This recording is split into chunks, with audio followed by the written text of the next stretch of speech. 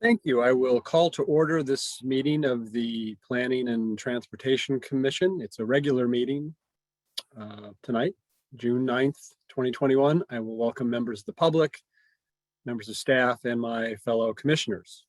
Mr. Nguyen, can you roll the tape, please?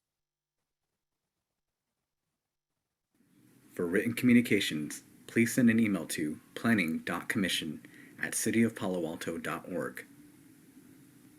Spoken comments using a computer will be accepted through the Zoom teleconference meeting. To address the commission, go to zoom.us/join.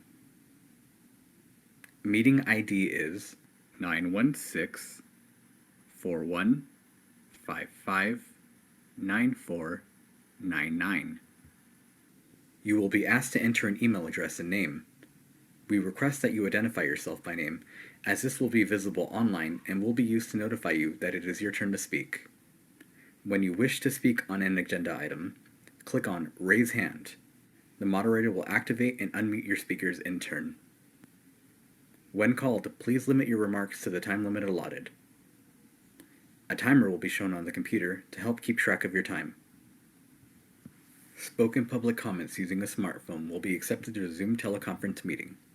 To address the commission, download the Zoom application onto your phone from the Apple App Store or Google Play Store and enter the meeting ID 916-4155-9499. Please follow steps A through D. Spoken public comments using a regular phone, call 1-669-900-6833 and enter meeting ID 916-4155-9499. When you wish to speak on an agenda item, hit *9 on your phone so we know that you wish to speak. You will be asked to provide your first and last name before addressing the board.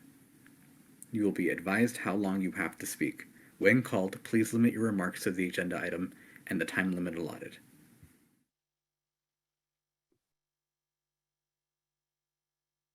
Mr. Nguyen, please call the roll. Chair Heckman, Present. Vice Chair Rukovar, Present. Commissioner Awcheck, Present. Commissioner Chang is absent tonight. Commissioner Lowing, Present. Commissioner Suma, Present. Commissioner Templeton,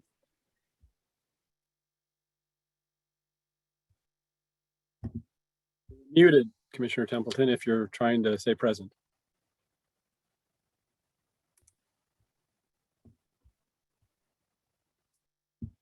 Like we can't hear you. Vin, is she unmuted on our side as well? I'm here. My mic isn't working, so I'll switch devices, but I'm here. Thank you. okay, thank you. We have a quorum. Thank you. We will now move on to oral communications. This section is for the public to speak on items not on tonight's agenda. Please raise your hand if you wish to speak. On the Zoom app, there is a raise hand button on the bottom of your screen. If you are dialing in from a phone, please press *9. Mr. Nguyen, are there any speakers for oral communication? Yes, we do have one raised hand from Hamilton Hitchings.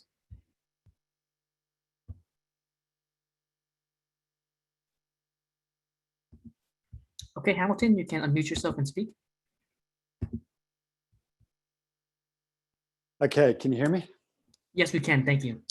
Hi, this is, I want to talk on a subject that is not on tonight's agenda, but I think it's very important, and I think it's still in front of the PTC before it goes to council, and that's about the street openings.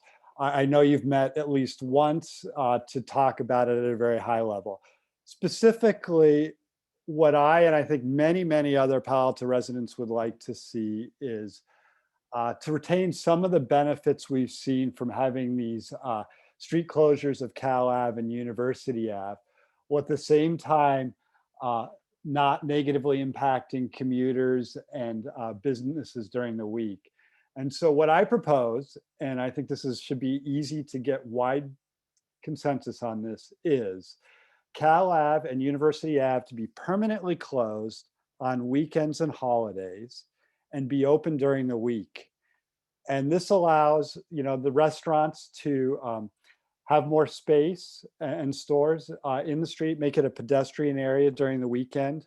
The weekend can start Friday evening or Saturday morning, depending on what you guys prefer.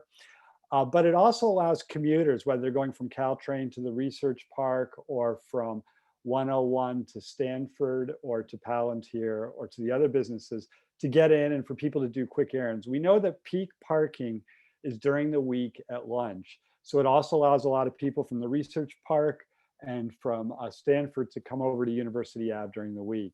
So I think this is pretty uncontroversial. I think it's the number one thing you could do to support the recovery for the retail businesses in both of these retail districts. And I hope you decide to approve it. And I would also suggest putting in bollards as well, so that they can be raised and lowered for these areas. And lastly, I think if you moved the farmers market from Hamilton and Forest over to University Ave, you get a lot of additional foot traffic for the retail, just like you do on Cal Ave. So I hope you'll seriously consider this and advocate for it at the council. I know I will be. Thank you very much for listening. Thank you, Hamilton, for your comments. Chair, that concludes, actually, I'm sorry. Oh, we just have a new raised hand, but it's from the same person. So yes, that concludes public comments for this item. All right, thank you. We'll move now to agenda changes, additions, and deletions. And I have one. It's my intention tonight to flip agenda items 2 and 3. Agenda item 2 is objective standards. That is going to be a lengthy agenda item. And it is not time sensitive. Agenda item 3, the PTC work plan, is time sensitive. We have to get that item to the city council before their break, which is before our next meeting. It's a short item. It's scheduled for half an hour on our agenda. I think it could take a little bit longer than that, but I'm expecting that we will be through it sometime between 7 and 7:15, and then we will move to objective standards. So unless I have any feedback from my fellow commissioners on that, if you have some feedback, you're welcome to raise your hand. But I'm not seeing any, so that's what we will do. And with that, we will move to city official reports. Ms. Tanner. Thank you, Chair. Good evening, Commissioners. Good to be with you all this evening. Just a few updates about kind of items that are going to City Council. So this past Monday, Council considered 855 El Camino Real, which was a request for a text amendment from Town and Country to add medical offices. Initially, that was amended by the Council to have the PTC look into defining retail health and to allow retail health perhaps possibly at 10% of the ground floor area. Council did take a look at the PTC's recommendation and ultimately denied the request for the legislative change. In part, I think the council is hoping, instead of maybe for a definition that kind of started at medical office and tried to incorporate retail, something that started at retail and incorporated medical office there, and just didn't want to have the staff and PTC spend more time on reviewing the application, and wanted to maybe incorporate this into other work that we have on our docket regarding adding additional uses and coming up with additional definitions. So I'm happy to answer more questions about that. But Commissioner Sumo is also there. Thank you, Commissioner. I know they didn't call on you, but I do appreciate you showing up nevertheless. So appreciate your time there. We also have coming up the North Ventura Coordinated Area Plan on next Monday, June 14th. And so that will be, there's 3 items for action that night. We're the 3rd. Hopefully they stay on time, and we should be up around 8:30 p.m. So hopefully that does go as planned. And we are asking council to look at the PTC's recommendation and to select a preferred alternative. We have forwarded the recommendation of alternative 3B to the council. Then the following week, June 21st and the 22nd, which are Monday and Tuesday, the council will be meeting both days. June 21st, I believe, is the idea the budget will be adopted. There was a budget discussion this last week, but the final budget would be adopted, and then a final meeting on the 22nd. And then the council will be on recess, and their next meeting will be on Monday, August 9th. The next week, also the Finance Committee of the City Council is meeting on Tuesday, the 15th. There's a discussion about ballot initiatives and kind of whether or not what direction the committee will give to staff regarding pursuing any ballot measures that might raise revenues for the city. There is an attachment to that report, which I'll share with you all once it's published, that does discuss measures that could be used for affordable housing. And so council will have that as part of their discussion kind of overall about raising additional revenues for the city. I do want to comment just in response to Mr. Hitching's comments, just that the PTC will not be opining on the street closure. That item is not before you tonight. It won't be before you before June 22nd, which is when the council will be discussing that item. So certainly appreciate the comments, but don't want commissioners to think that you've missed something that will be coming to you for review. If you do have thoughts and opinions regarding whether or not the street should be open or closed or other ideas, as individuals, you're certainly welcome to let the council members know what your perspectives are on those options, and happy to answer any questions because I'll be carrying that water to the council as well. Lastly, in meeting updates, the housing element continues to be underway. Thank you, Commissioner Lowing, for being our chair, one of our co-chairs, along with Cheryl Klein of Alto Housing, of our very illustrious and so far well-attended 15-member working group. We had a great session last week, lots of really good creative conversation, very collegial. I'm hoping, kind of excited when we can finally meet in person, whenever that is, but I think we've got a great group of people who are really dedicated and really interested in understanding the work. That's going to be hard, but I hope if we can keep that collaborative spirit we have, I'm pretty confident we'll be able to achieve this very, very challenging goal. And next week, we'll be meeting next in July is the next working group meeting, and the council ad hoc committee on the housing element will be meeting on June 17th, which is next Thursday. So they'll be, their role is not to necessarily direct the working group, but really just to kind of help to make sure that we're kind of aligned with the council and what the council is hoping to see come out of this process. So we want to have a lot of touch points so that we don't end up with coming at the end with a housing element that surprises folks. Hopefully PTC, council, and the working group will all be abreast of what's in it and why and the direction that we're headed. So those are all of my comments that I have for today, but happy to answer any questions. And I could give a little bit of update about COVID-19, but honestly, it would be more that we're still trying to understand what has come from the state, but I can share some news or updates if there's specific questions you have about any industry or kind of, what to expect with reopening and things like that. So that's my report.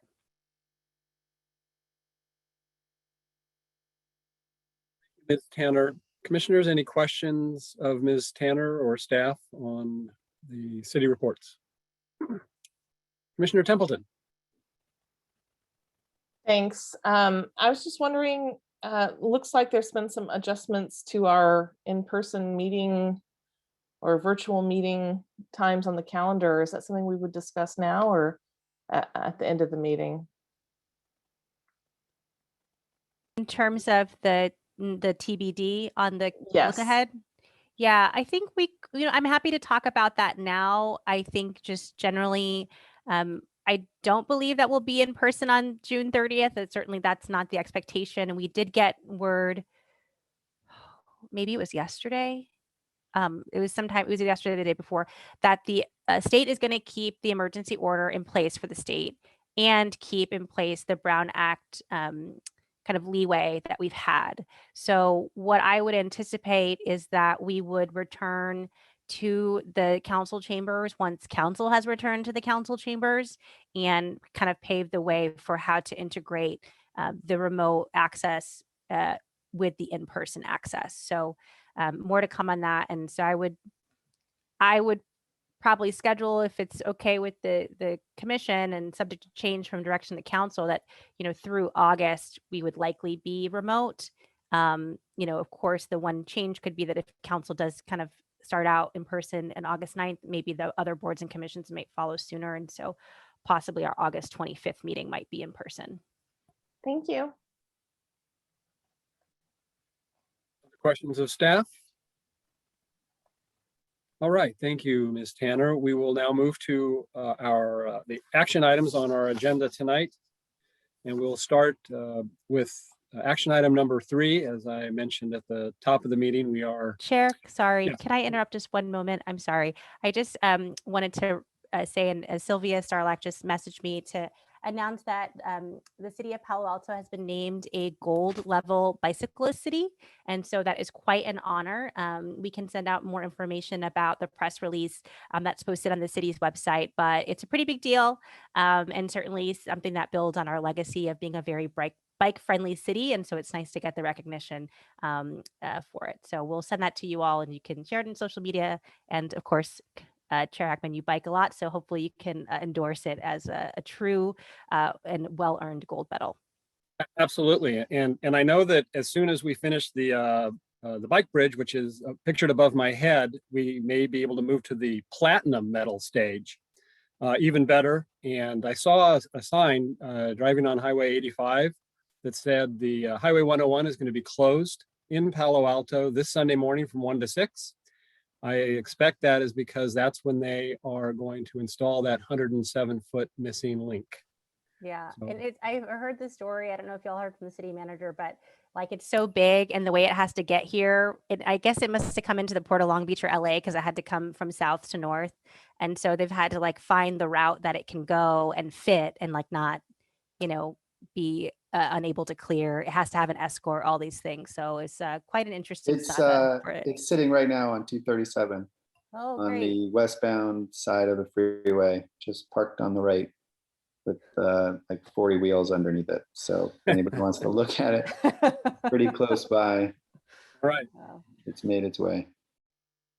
All right. Well, that is great news. I'm really excited to have that link completed. All right. So with that, we will now move to our action items. And as I mentioned at the top of the meeting, we're going to flip our agenda and take action item 3 before action item 2. And so we will move to that now. Action item 3 is the PTC review and recommendation to the City Council on adoption of our inaugural PTC work plan. Ms. Tanner, can we have a staff report, please?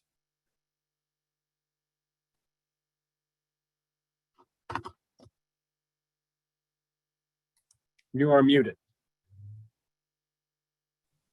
It's a very short presentation about the first ever, I guess the inaugural draft annual work plan, which will be finalized after this evening. And so I won't repeat everything that's in the staff report, but try to add a few things. So just a reminder that council requested in its handbook that each board and commission prepare an annual work plan, and specifically requested that we prepare one before their summer recess to consider on their consent agenda later this month. Staff requests the PTC to consider and make any changes to the draft work plan.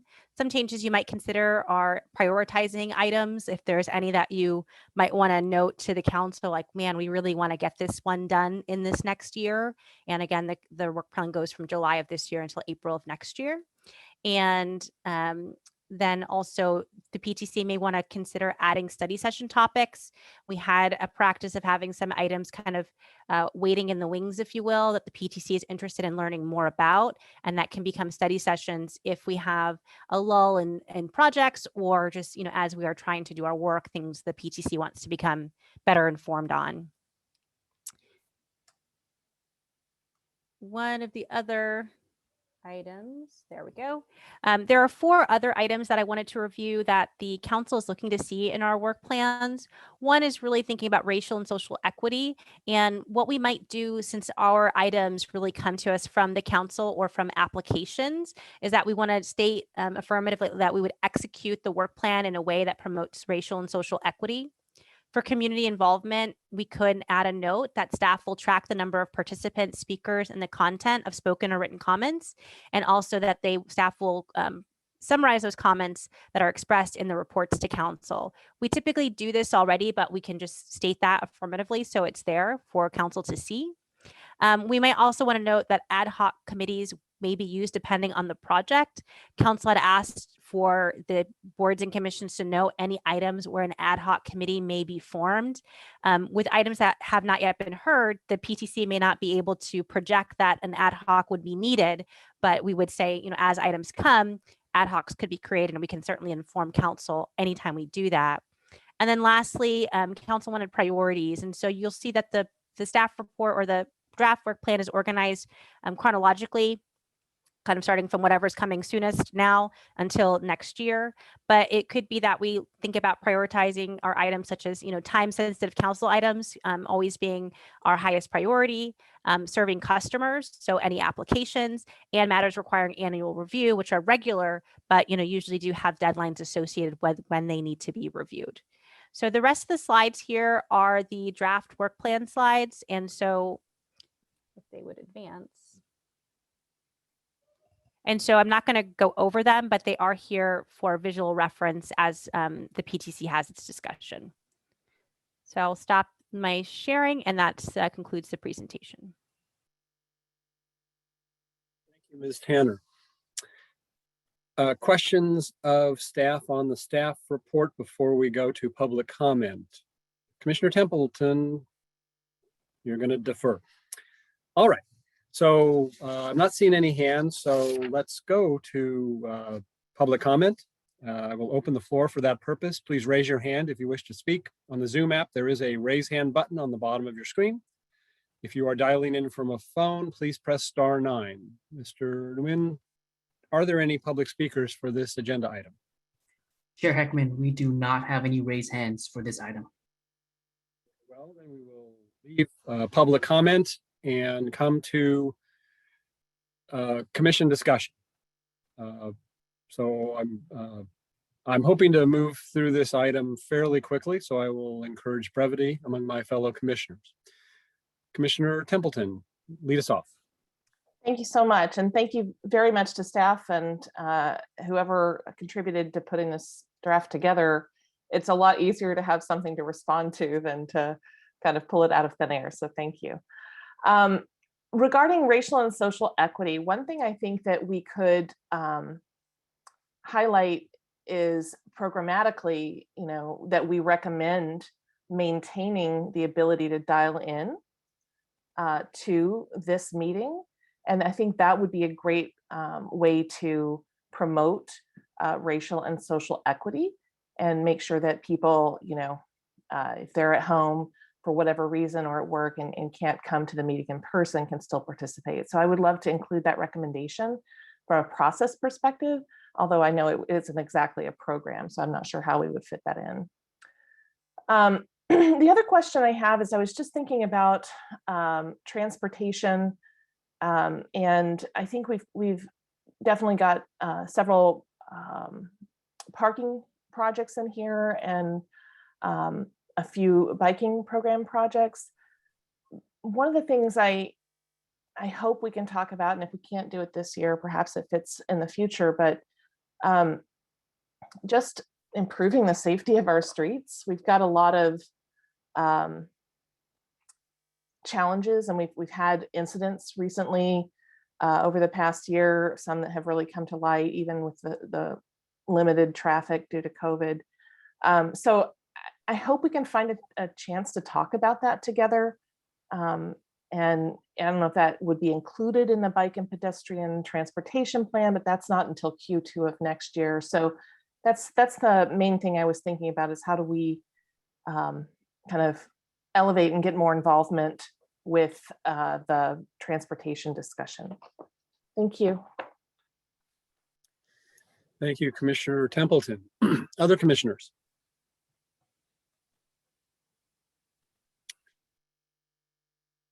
Vice Chair Rupavar, followed by Commissioner Suma.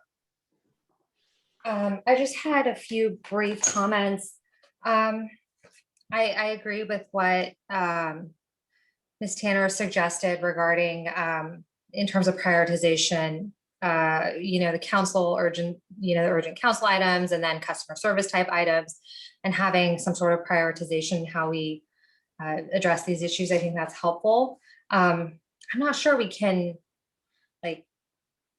indicate which items we want to see come before us because we're somewhat of a reactive body. The items just show up and when they're ready. I also like Commissioner Templeton's idea on maintaining the ability to dial in for racial and social equity, and would want to know if we can incorporate that, and also would want to think about, and I don't know the answer to this, but how we can go a step further and incorporate more racial and social equity in our action items, or what other ideas do other commissioners or even staff have on like how we can do more on that front would be great. And that's it. Thank you. Mr. Suma. Thank you. I had a question for staff on, it's the fourth item, California Avenue in lieu parking.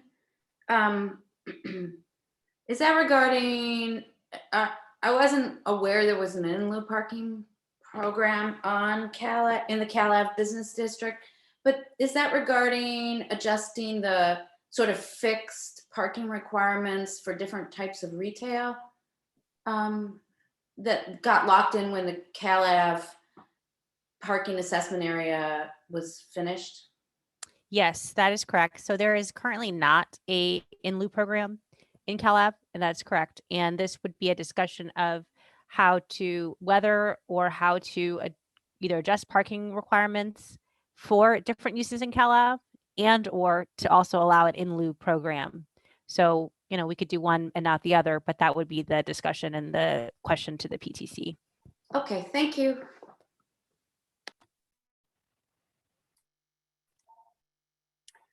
Other commissioners, Commissioner Lowy or Alcheck, any comments? All right, sorry about the background phone. I will add just a couple of comments. First of all, as Commissioner Templeton said, thank you to staff for putting this together, because when I thought about a blank page and how we as commissioners would fill it out, I had no idea how to even start. And of course, you've done it, and I think that the organization of it makes a lot of sense. I do like the 4 additional items that Ms. Tanner showed in her slide. I did find that those are items that are called for in the work plan, so I think it's appropriate to add that in some sort of statement at the bottom of the work plan.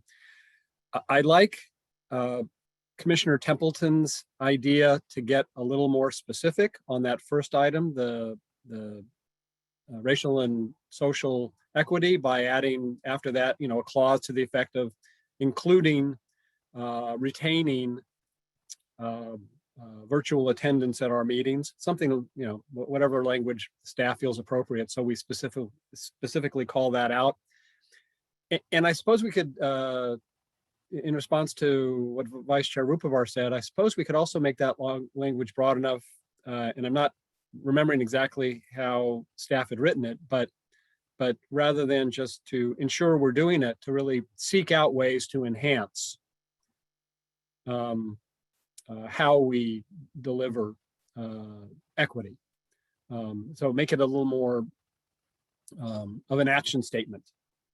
And I like that idea from Vice Chair Rupavar.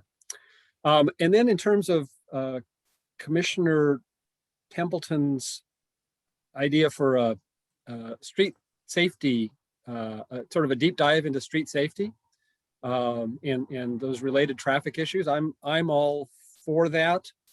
To the extent it's not captured already in because I did notice that I think it's the very last item on the work plan is something that might be related in Q2 of next year. And I'm not exactly sure what that is and if it matches this vision that Commissioner Templeton has. If it doesn't, I was thinking we can just add at the bottom of the work plan a TBD item that, potential study session on street safety in Palo Alto, if that is, something that other commissioners are involved with. And that way we capture the idea in our work plan, and we can we can move into it if we, find the time without having to go back to council and say that we want to add something. So those are my thoughts. Job well done. Vice Chair Rupert. I had a just quick follow-up question for Ms. Tanner.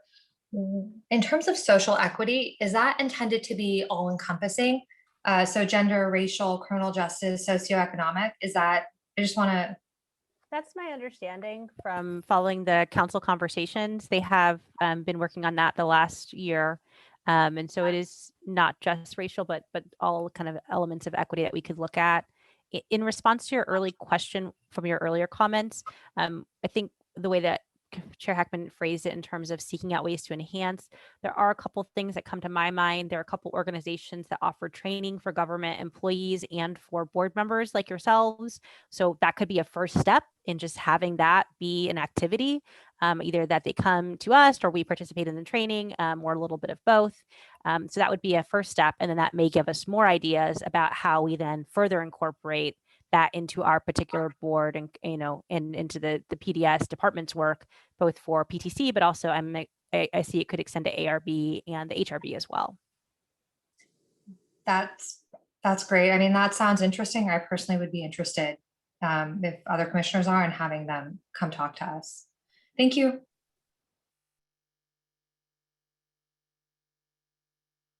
Thank you, Vice Chair. Other commission comments? If not, then this is an action item, so we need a motion to move it forward. And I would invite a commissioner to make a motion. Commissioner Suma, I see your hand, your actual hand. Thank you. I will move staff's recommendation.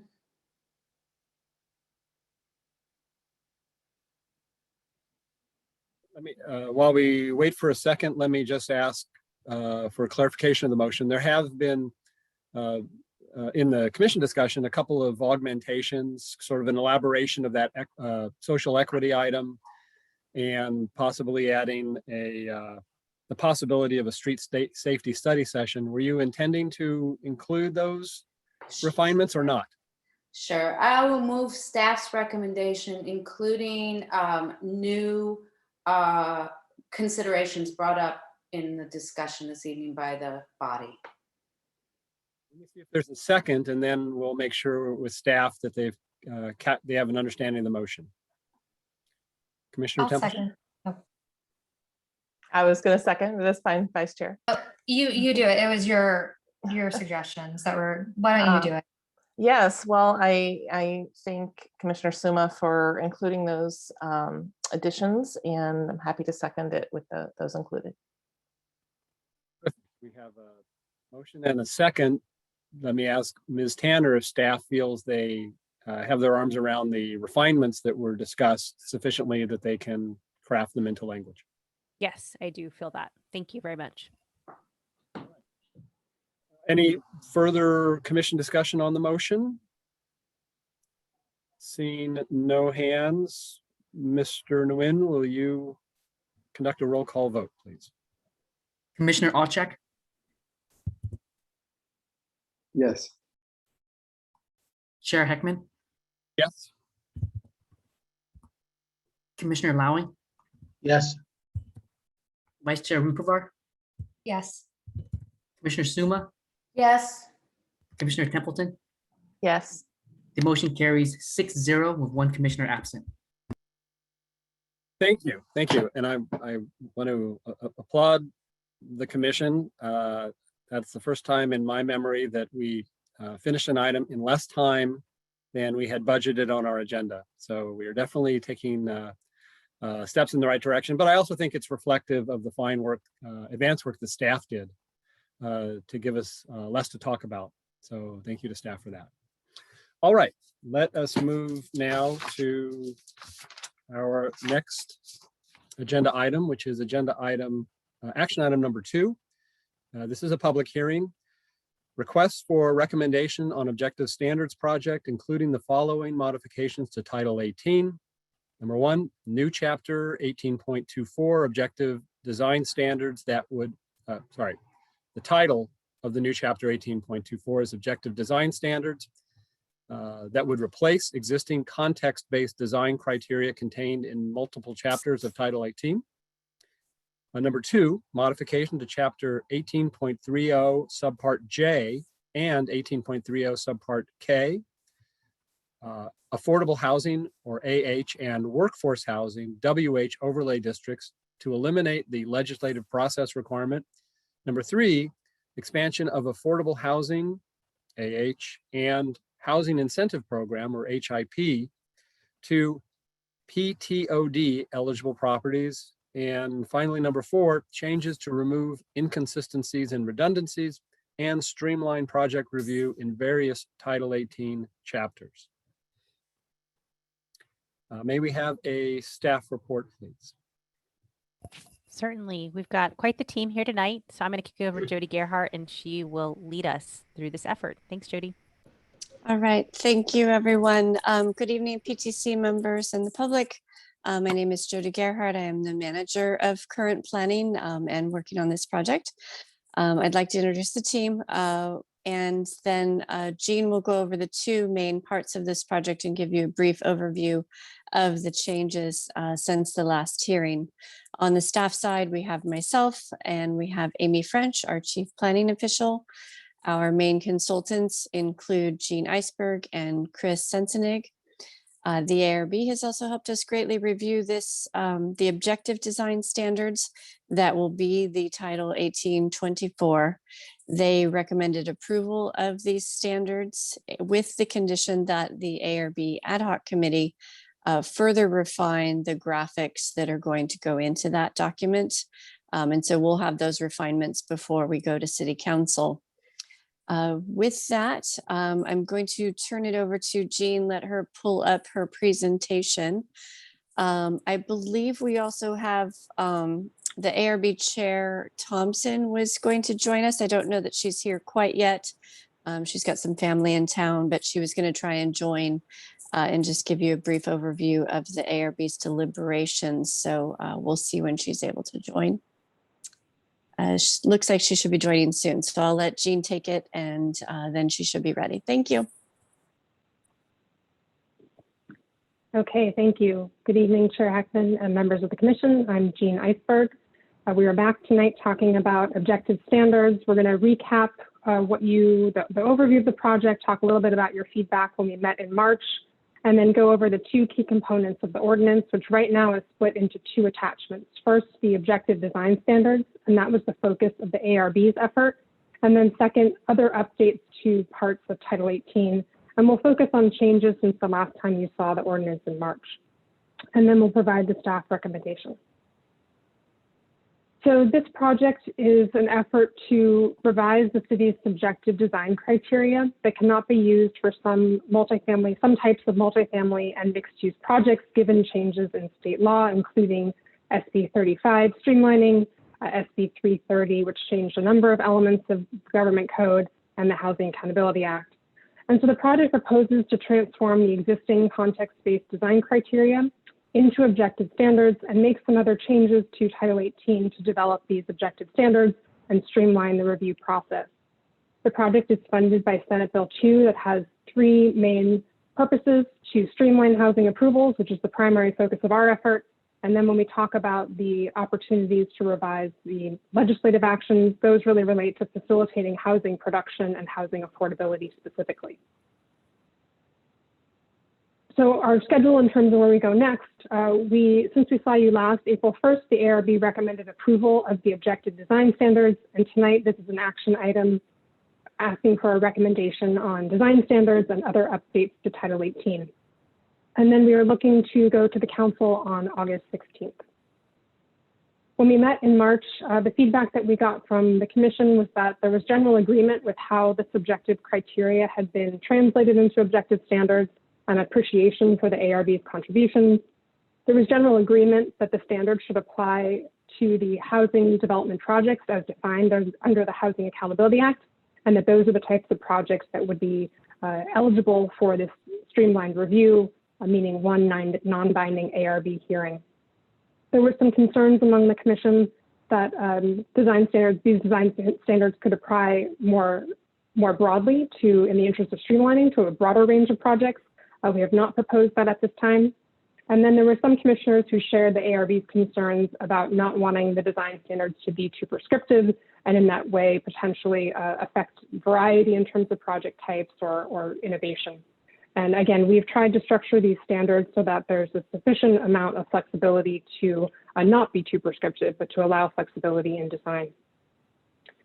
Over the last 6 months, staff has reached out to a number of stakeholders, particularly architects and developers who are regular applicants to the city. And so at 3 points in time over the last 6 months, staff reached out to a group of over 30 stakeholders. We received 5 comment letters and 1 public comment from Stanford University real estate representative at the last 2 hearings.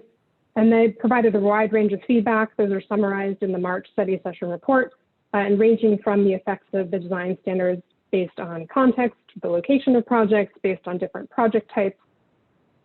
And we have, in some cases, responded specifically with standards to match that feedback. So looking at changes since your last review, the ARB during their action hearings made modifications, I would describe as minor modifications, to measurements, to ratios, to dimensions, specific changes to the materials section of the design standards, and then also added some specific standards for townhomes, particularly end units where units wrap around a corner. As Jody indicated, there are still revisions to graphics in that design standards chapter underway with the ARB ad hoc committee. And then you'll see as part of the ordinance a proposal to expand the housing incentive program within the PTOD, that's the pedestrian transit oriented development overlay in the Cal Ave area. And I'm going to go into that in a little bit of detail. Lastly, based on the commission's feedback, we did make revisions to the development standards language around height transitions. Commissioners were concerned that we were overstepping and making changes that frankly were not intended by staff. This section is really intended to make text clarifications so that the language is more clear. Staff is not proposing substantive changes to that section. We did receive a few public comments on this issue, and so I'm going to spend a little time going over those slides.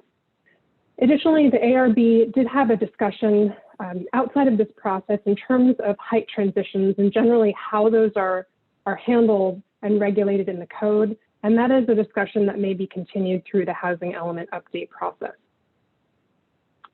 So starting with our first focus area, the objective design standards.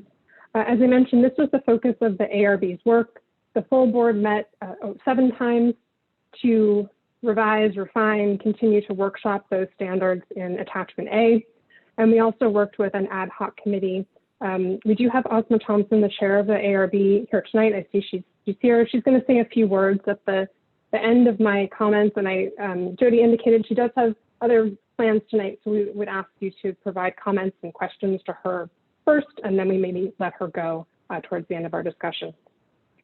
So overall, this was a very in-depth process with the ARB. I want to acknowledge that there were some philosophical concerns about the idea of objective standards and the state's way of encouraging cities to develop more objective standards to allow for streamlining. But generally, there was support for this 2-path option and support for the design standards and the amount of flexibility that we tried to retain in them. So I'm just going to go through a few slides on the design standards. First, applicability. We talked about this last time. The standards are generally applying to chapters of the code where the context-based design criteria is currently applied. A couple exceptions. One is chapter 18.20, which is generally more of an office commercial district, but there are multifamily as an allowed use in some of these zones. And so our recommendation that's in the ordinance is to apply the objective design standards to multifamily projects within chapter 18.20, but do not apply the standards or the intent statements to the commercial development in that district. We do have a question for the commission's consideration, which is about applicability in the public facilities zoning district. And this is emanating because the comp plan update allows higher density multifamily housing in the major institution special facilities land use designation. And that's shown in the lighter blue on the land use map. And it includes hospitals, but also some parking lot sites, some county sites, the VA hospital, and then the corresponding PF zone, that's the public facilities zone, allows city or other entities to develop multifamily residential, but otherwise multifamily residential is not allowed use in that PF zone. So currently the PF zone is not subject to context-based criteria, but it is possible, and we'll talk about this in a couple slides after this, that the multifamily housing will be built in the PF zone. And so right now the design standards would not apply. And so the question for consideration is, should the objective design standards apply to housing development projects in that public facilities zone? And then potentially outside of this process, should the city consider allowing multifamily residential use in the PF zone overall? And that could be beyond the city as a public entity. And we're raising this now because these are the set of current projects in the pipeline that could be subject to this ordinance and the objective standards. And perhaps coincidentally, 2 of these projects are in the public facilities zone. And so the way it is now and the way the ordinance is written, these standards do not apply for the first 2 projects, but potentially would apply to the second 2 projects on this list. Just a reminder about how the design standards are organized. Each design topic has an intent statement, which is subjective statement, and that's to clarify the intent of, for example here, building massing. And these are often drawn verbatim from the context-based design criteria. And so those intent statements would apply to all different project types, including commercial development in the applicable district. And then the next layer is the standards. And so these only apply to residential uses, these housing development projects. And these are objective measurements, a statement of allowance or prohibition, and are often listed as a menu of options to allow for flexibility. The objective design standards have proposed a new process. And these projects, these housing development projects, would be exempt from architectural review. And so this is a new section in 18.17 and 18.76. And so the idea is that this streamlined process for housing development projects that comply with objective standards, such projects would go to the ARB for 1 study session, 1 non-binding hearing, and the staff report would look a little different. It would be in the form of a checklist that takes those objective design standards. The applicant is responsible for checking the box of which standard that they're meeting, perhaps where that plan set page is, and putting the onus on the applicant to identify where those objective standards have been met, having staff verify that, attaching that to a much shorter staff report for review by the ARB. And then that study session with the ARB, again, would be advisory design comments. And so just to illustrate what that looks like, we've got that overarching intent statements that all projects are meeting. And then those housing development projects must meet objective standards, subject to that ARB study session, whereas other discretionary residential projects or commercial projects are going through the city's standard architectural review process. So some examples of types of projects that could be eligible for the new streamlined review process are multifamily housing in the RM district, mixed use projects with at least 2/3 floor area that is residential in a commercial district, SB 35 projects, that's the streamlining projects.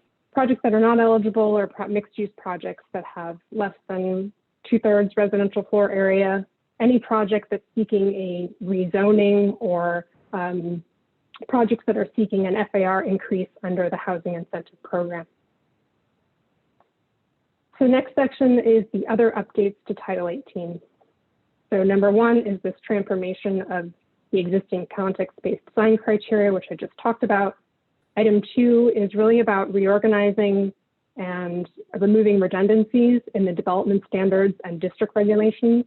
And I'll talk more about the height transition issue there. Third is to make changes to other subjective regulations. Many of these are in performance standards, so things around landscaping, around lighting, to strengthen those objective standards and remove redundancies. And then lastly, I'll spend a little time on this. This is the idea we presented to the Commission in March about transforming legislative actions into objective criteria to increase housing production and housing affordability. So focusing on the height transitions, overall, these are special standards that apply when you have a higher density district, commercial district, next to a lower density residential zone. And you can see these areas are shown in the zoning map with the blue hatching. And so here we've got this 150-foot buffer, and the genesis of this was to identify properties that had that non-residential residential adjacency that must adhere to performance criteria. So the other application of this was the height transition from a standard height, which may be 50 feet, to a lower height, which is typically 35 feet. Now, each section in each district in the code expresses the height requirement in a slightly different way. And that's one of the things that has added some confusion for staff and for applicants about how these code sections are interpreted. So the staff intent is to retain the spirit of these regulations, but streamline the language. Our intent is not to make changes to the essence of the height transitions. When we presented this to you in March, we made some changes that were really unintended. And so we talked to several of the commissioners here and have made changes accordingly to make it more clear. So just to put a finer point on it, if we look at the graphic on the right, typically the idea is that if you have the 50-foot height limit in the commercial district in blue, when you're adjacent to a residential district, you have to reduce the height within 50 feet of the property line. And this is how staff has been interpreting this section of the code for a long time. I do want to mention the RM40 zone in particular. That zone has always been explicitly not included in this height transition. So the way it is now, and here's an example from 18.16, the CN, CC, CS zones, so typically an El Camino condition. Within 150 feet of a residential zone, it says other than an RM40 or PC zone, abutting or located within 50 feet of the side. It's a very complex sentence. It's actually not clear. You have to read it a couple times to try to understand the intent, but the way that staff has been interpreting it is as shown here in the graphic. So the RM40 district, which has a height limit of 40 feet, has always been excluded from this height transition requirement. The proposed language aims to just make this simply more clear and to state that within 50 feet of a residential zone district, other than RM40 or PC zone, that lower height limit would apply. Just to show two examples of what this looks like in practice, this is the Wilton Ct project that I believe the commission reviewed during the approval process. And this is just showing this adjacency to the RM30 on this side, El Camino on this side, and you can see that the building is set back 50 feet or reduced in height within 50 feet of that property line, but not the greater 150 foot. If the 150 foot height transition was in play, you would see this building at 3 stories across this whole plane. Another built example is this hotel on El Camino Real. It's within 50 feet of the property line of this RM30 building, but the height has not been reduced. If this had been applied at 150-foot dimension, then you would see this corner of the building reduced in height, but that's not how this code section has been interpreted. So number 3 in our list is the revising and reorganizing other design regulations. And so this is both taking the performance standing chapter, rescinding it, and putting it in locations that make more sense. So for example, there are parking sections in here that we've moved to the parking facility design section. We have made a number of changes to strengthen those objective standards. So actually updating language to make it more clear what is required in terms of zero waste, water quality, landscape screening, lighting, et cetera. The way it is now, the performance standards were, as I said earlier, they were initially only applied to projects with that adjacency, the residential, non-residential adjacency, but in practice it had been applied to all uses, and so we've made that more clear. And then lastly, we provided some cross-references in the code to handouts like zero waste handouts, stormwater management handouts that get updated from time to time by those departments. And so we've made that clear in the code because that is one of the state law requirements that objective standards need to be known at the time of application. Okay, last section. So this is about transforming legislative actions. You may recall we presented this similar slide last time. We have 3 overlay districts in the code: the workforce housing overlay, affordable housing overlay, and the pedestrian transit-oriented development overlay in the California Avenue area. And these 3 overlays are intended to encourage housing near transit and to create incentives for below market rate and moderate income housing, which have been expressly desired in the comp plan and the housing work plan. However, these overlays require legislative actions. They require review and approval by the Planning Commission and the City Council, which adds a layer of time and uncertainty to the process.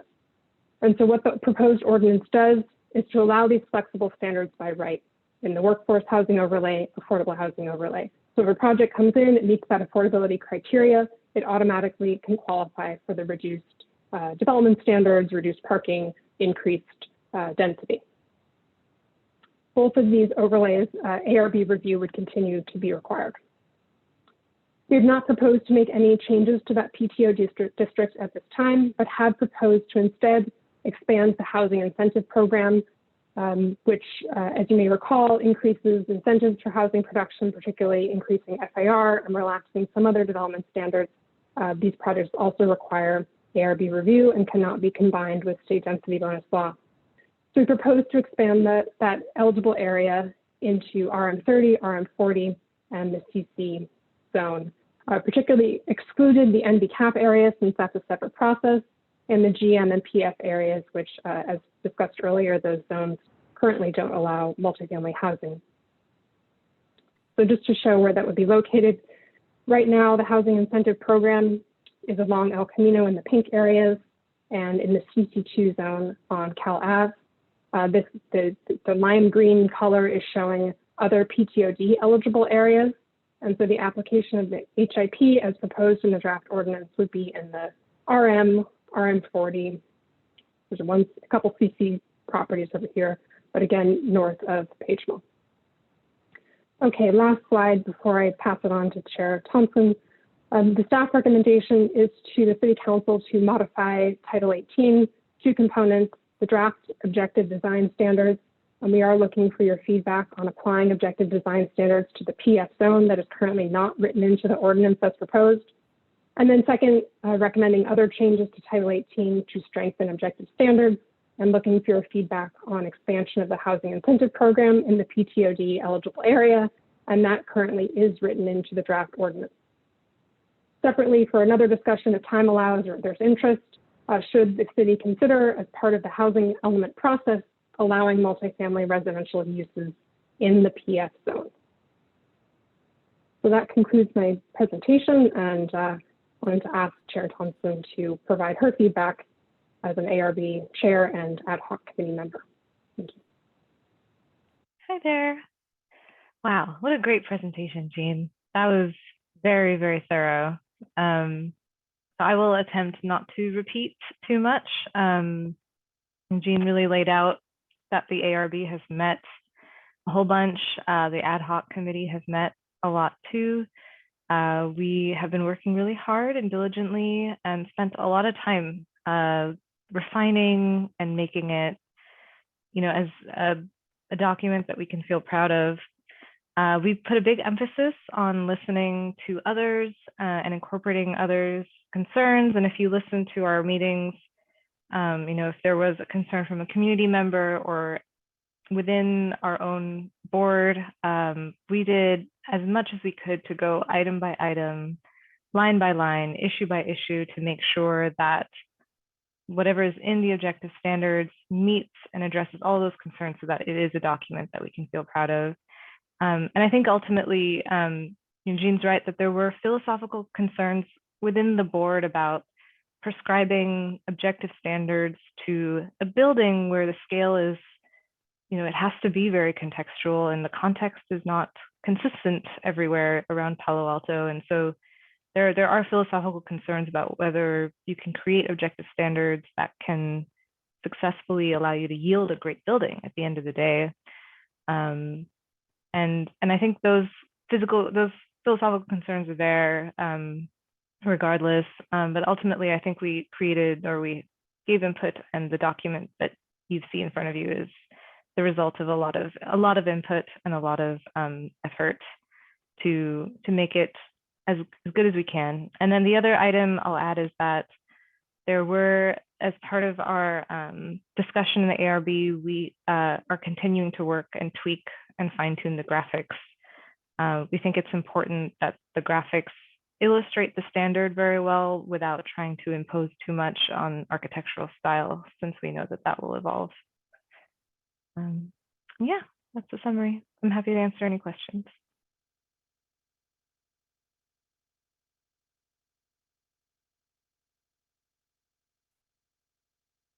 Does that conclude the staff report, or Ms. Gerhardt, is there more? Yes, thank you. That does conclude our staff report. Right. Thank you, Ms. Eisberg and ARB Chair Thompson. So what I'd like to do now is I want questions on the staff report, and in particular to respect Ms. Thompson's time and her other commitments outside of this meeting. What I'd ask my fellow commissioners to do is to the extent we have questions of the ARB or about the ARB process, let's ask those up front. So as Ms. Eisberg suggested, we can hear those responses from Chair Thompson and then release her, and then we can ask questions of our staff. So let's start with any questions about the ARB process. Commissioner Suma. Thank you so much, and thank you to everyone, and I'll be brief. I just wanted to ask Chair Thompson, remind me who is on the ad hoc for ARB? Yeah, it's me and board member David Hirsch. Okay, so just the two of you. Okay, and then were you both fully satisfied with the objective standards? I mean, I'm not an architect, and this is, we had hoped actually for the PTC to have a joint meeting with ARB, because ARB speaks kind of architect lingo, and not all PTC members know that. But were you happy with all aspects of it? In particular, I'm wondering about how it works on, how some aspects of this work on specific sites that isn't really addressed, such as on a hill, or, you know, whether you think a 2-foot setback for the top level is a meaningful setback, and whether the base, middle, and top division idea of buildings applies to all architectural forms and all buildings performance uses. Yeah, I mean, that's a great question. And, you know, in all honesty, I don't know that we're all, you know, that issue of base, middle, top has definitely been a really hot button item. You know, even between board member Hirsch and myself, we have little differing views on that. And I think, you know, as far as I understand, the one side of the argument is that, you know, creating those kinds of standards can be really restrictive and has the danger of potentially not having a meaningful move. Like you say, like that 2-foot setback, there's a danger in potentially prescribing something like that, where if, you know, inside the program, it doesn't make sense. That danger is there in objective standards as well. And then on the flip side of that, there's, if you don't prescribe anything, then you can end up with anything. And then there's that other danger. And so as part of those concerns, especially when it came to the dimensions of things, I work on multifamily housing. Board member Hirsch also has experience with with multifamily housing, and so does a lot of the board and a lot of the input for the folks that we got. And we tried to make a lot of those dimensions flexible. So it wasn't like it is 2 feet, it's like a range between like a, you know, 1.5 to 4. I'm making those numbers up right now, but you know what I mean, that there's, we kind of created a range that could make sense to allow for that kind of flexibility, so that the program and the building design doesn't get compromised. And we tried to create that range for what is typical for, say, like a bedroom or a bedroom living room stacked next to each other, those kinds of things. Okay, so do you think a 2-foot setback for the top floor of a building is a meaningful setback for the pedestrian level experience? And is it a meaningful amount of space in terms of using the setback at the top level? I mean, it's not 2 feet, it's small. So I just worry about some of those things. And I didn't see that one as being arranged. Maybe I'm wrong. I just saw it as being 2 feet. And modulations in the facade also, those seem like pretty minor dimensions to me, but I'm not an architect, like I said. Yeah, I mean, I guess I could have looked up the 2-foot one in advance. I thought in most of the standards there is a range. So there is, even for the facade modulation, there's a choice to modulate, and it's not like you have to. There's like the whole way that it's set up is it's all set up as a menu of options, and so there are ones where you don't even have to modulate, the facade. You can choose to address the standard in a different way, or like in that particular way, I should say, in that way. So, and in terms of the minor moves, architecturally, there are some moves, you're right, that are immaterial to the program within. So for example, 4-inch projection, that shouldn't really affect what's happening on the inside, but it creates visual interest on the outside. And so those are the kind of moves that I think we were thinking of, that we want to allow the applicant to meet a standard in a whole different array of ways. And so that's kind of one way they could do it, but there are other ways, like if they wanted to modulate with material or fenestration, I think one of them is like a fenestration pattern. You don't have to do any other modulations, but maybe consider that as part of your facade. And so I think there should have been a bunch of different ways to address a certain standard. Okay, thank you. You're welcome.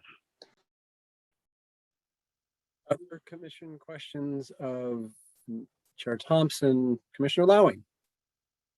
Yeah, thanks. Question of the chair of the ARB, as well as just by default staff naturally. What you proved is this is really hard to come up with valid objective standards that are going to work. And I appreciate staff including comments from ARB and your comments that it wasn't unanimous. There were heated debates. There were philosophical differences, and even still, as I read through the code, there's words like minimize. So my minimize might be different than the next guy's. And if feasible, do this. And that just shows how hard it is to get the pure objective standards. So I think we all have to take that into consideration while we're trying to follow the law and do what's right. And also the comments from a number of architects were really helpful in last time's staff report and this one as well. Ms. Yuang talked about the problem of different sized lots and odd configurations of lots. And then Heather Young talked about, one size doesn't fit all. Could we have something besides a lockstep checklist for objective standards?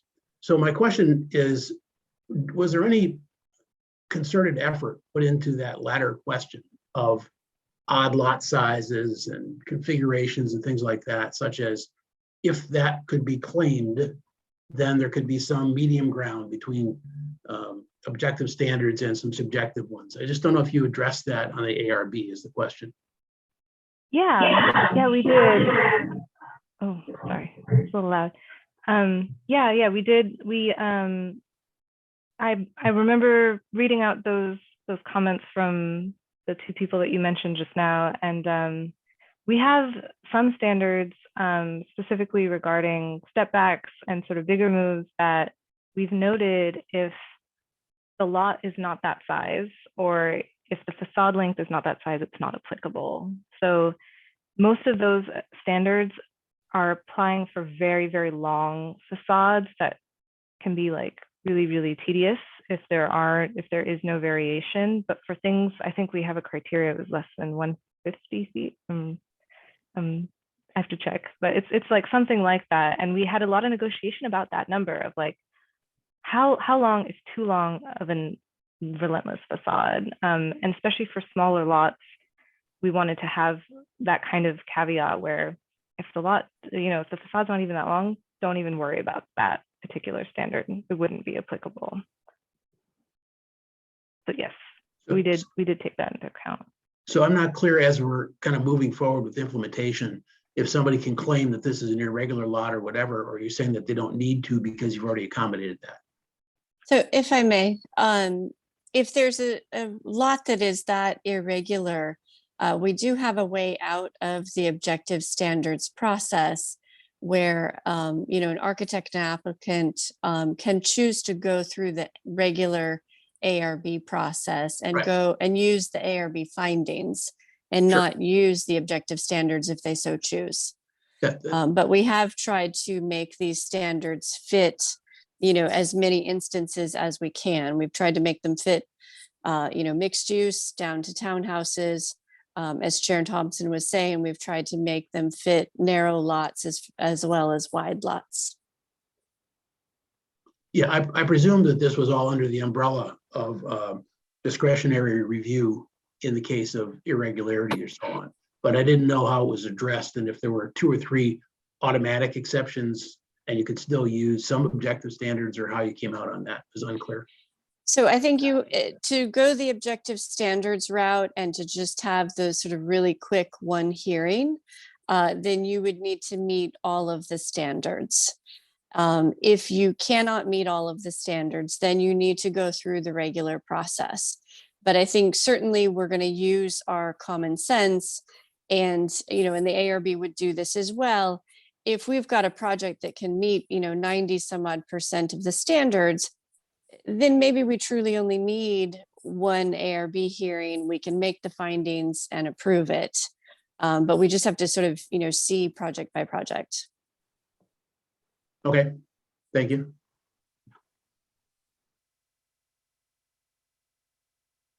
Other commission questions of Chair Thompson?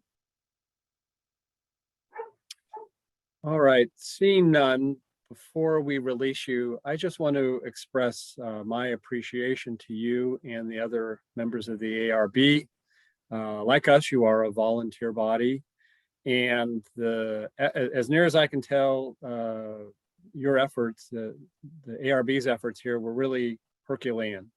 I think it was 7 full ARB sessions, and I thought I read in the staff report there may have been 11 meetings of your ad hoc committee.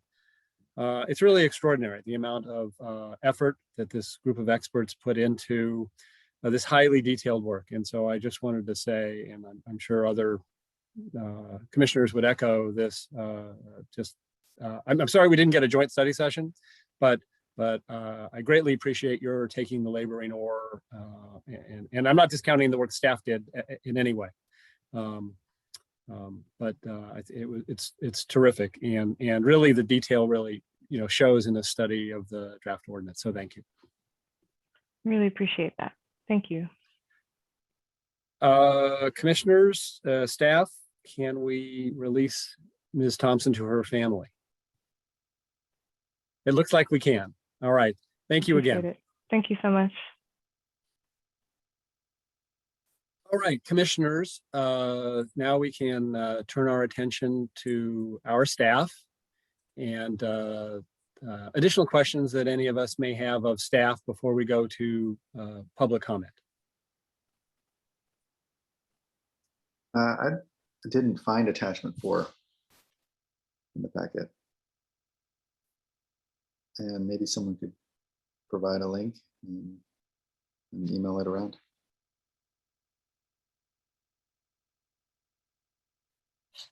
Let's just clarify. Yeah, what's the title of attachment 4? It's referenced on the last line of packet page 23.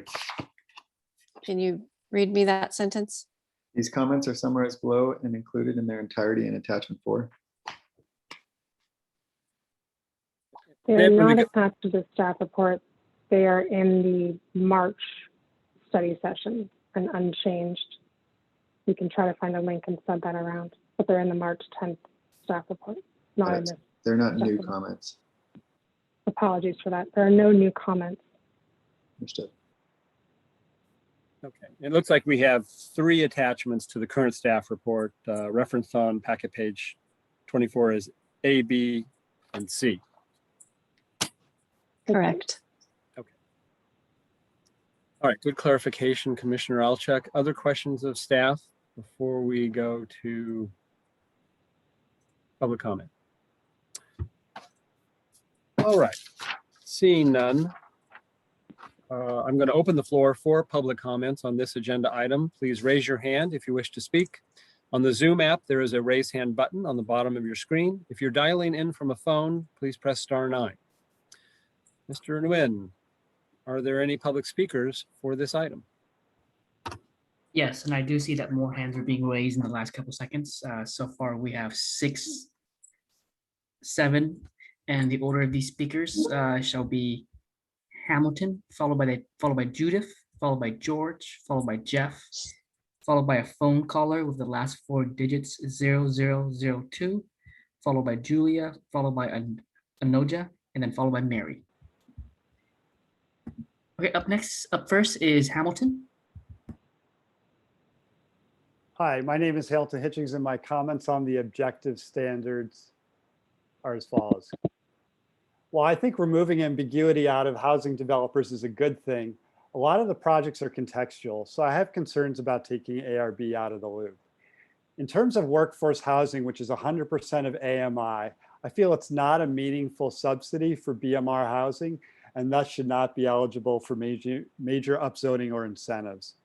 Moving on, I object to the proposed removal of the following language from section 181660, which states within 150 feet of a residential zone other than an RM40 or PC zone, abutting, or located within 50 feet of the side. As staff states, the performance criteria in Chapter 1823 were originally conceived to address potential co-location impacts when non-residential uses were located within 150 feet of the residential districts. Both of these clearly state, especially the first one, that within 50 feet of the side or 150 feet of behind or even in front. And it states it in plain English and is unambiguous, despite claims to the otherwise, and despite, for some reason, planning's interpretation that does not adhere to the current standard. This is a major code and policy change. Staff gave an example of a 50-foot building next to an RM30 building that was within 50 feet. But that same standard would also apply next to a single family home, which is a much more drastic transition. It appears to me staff is proposing to remove the 150-foot protection for residential neighborhoods, and Table 2 does not adequately address residential protections. When we look at resident concerns about height, they are really about ensuring a gradual transition to single-family neighborhoods, so impacted homes do not lose noticeable sunlight, including in the winter, and suffer impacts such as noise, parking, and lighting. I see removing this as stripping away protections to single-family neighborhoods. I think only relying on the daylight plane is not reliable. I also think that the majority of City Council may share residents' concerns on this issue. Another concern I have is about providing wide enough sidewalks and step-ups in order to provide pedestrian-friendly sidewalks. If we look at an example like 550 High Street, it's an example of where it is not a pedestrian-friendly sidewalk. Thank you very much. Thank you for your comments. Our next speaker is Judith.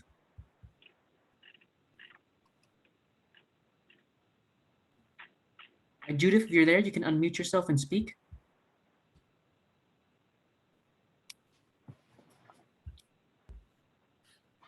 Last call for Judith. Okay, sorry, couldn't quite get it. Thank you. We can hear you now. Oh, thank you.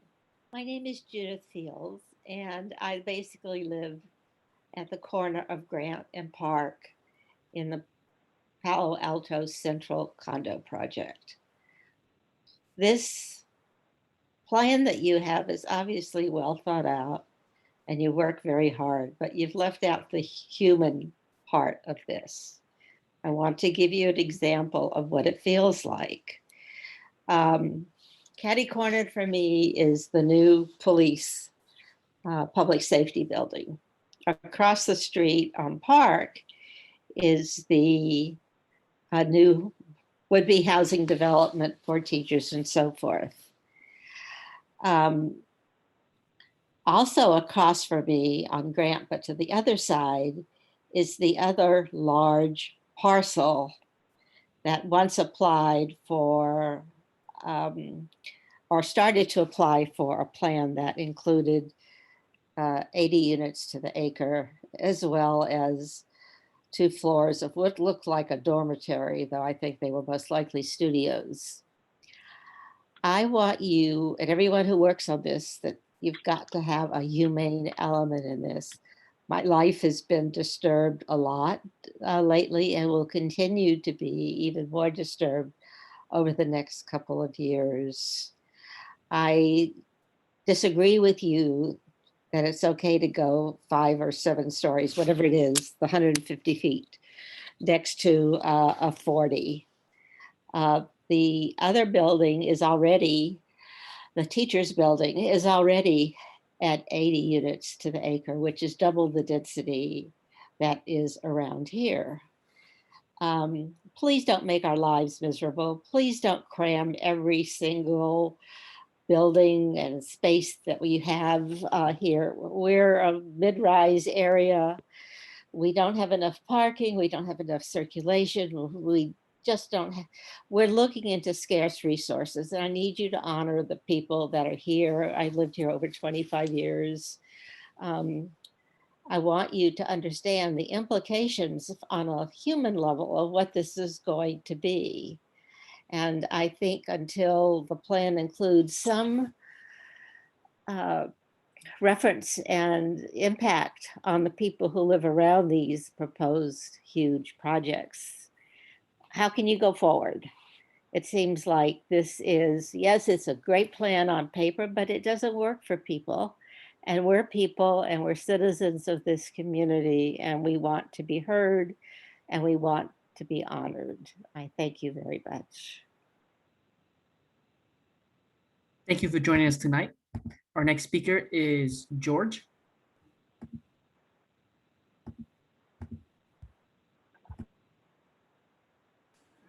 Hello, my name is George Thomas, and my wife and I have been a resident of the Palo Alto Central condominiums for over 35 years.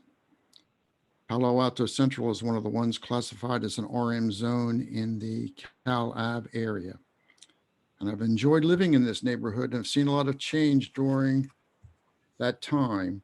But recently it has turned into a construction war zone, which I feel is exacerbated by loose interpretations of zoning regulations. And now it appears that objective design standard changes are being proposed that unfairly impact RM40 zones compared to other zones. Specifically, I'm referring to the increased height limitations and the loss of privacy. I do not understand the rationale for the proposed changes because there has been no community involvement to date. And I recommend the PTC reject the changes until the city provides a public awareness process so the impact of these changes is fully understood by RM40 residents. Thanks for listening.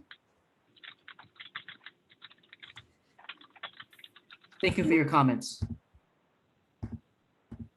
Our next speaker is Jeff.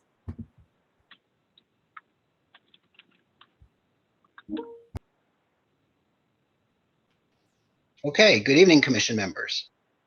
Regarding the context-based design criteria, at first, few projects were going to be subject to these, but now it's many. I hope someone can point out how the public, press, and commission members can assure that protections in our current standards will be preserved in the objective design standards proposed as replacements. There are clearly some vital differences. For example, our current standards have a rule to protect the scale and privacy of lower scale residential development. That seems to have been a loss, frankly, thrown out. And the closest I could find are rules that nominally protect single and dual family homes, and even those don't respect scale differences. So applying the new rules broadly without understanding the consequences is risky and imprudent. The staff's original narrow applicability seems wiser. Another concern is the proposed change in 35 height limit near many residential sites. With all due respect to staff, the law clearly says it's 150 feet from the property line. Staff even wrote that in reports last year and this January to council for 2951 El Camino. It's in black and white. Their name is on it. Tonight's staff report doesn't explain the importance of this change. If you look at chart 3 on packet page 19, it shows a 2-story residential building, but the impact will probably be much greater on one that's 3 stories or has a roof deck or both. If the larger building on the right has upper floors 150 feet away, they won't shade or block views as much as if they're just 50 feet away. But you can't tell that from the chart because it doesn't even show a 3-story residential building or roof deck or a tall 2-story one. It doesn't show the true 15-foot extra height on top of the larger building. It doesn't show you the difference in sight lines between the current rules and the proposed ones. There are no photographs from real buildings that followed the 150-foot rules to see how it worked. And tell us how many residents will be affected and who they'll be. Otherwise, again, we have a proposed change with no study of the true impact. And that leads to a third point. Height limits are extremely controversial in our town. They're debated in council elections. People pour their life savings into buying a unit or will in the future, including the very people we're trying to help live in this city. And they may find themselves losing their views, their privacy, their property values, and the enjoyment of their home for the rest of their life due to this change. So why is raising the height limit not even mentioned in the agenda description tonight or in the document summary? The first mention I could find was buried deep on packet page 13. And nowhere is there analysis of how this will impact people. Frankly, this appears to be one more zoning proposal favoring specific large-scale owners, just like the one crafted for Town and Country that the council shot down 2 days ago. I've heard no good reason to change the 35-foot height rule, but if you and staff insist on carrying this notion forward, split it out, agendize it separately, and provide full information to the community on its true impacts. Thank you. Thank you for your comments.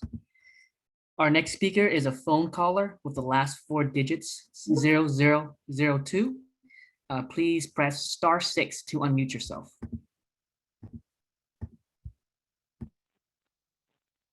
Hello, can you hear me? Yes, we can. Thank you. Yes, this is Terry Holzmer. I first of all want to thank the commissioners for their volunteer service and consideration tonight.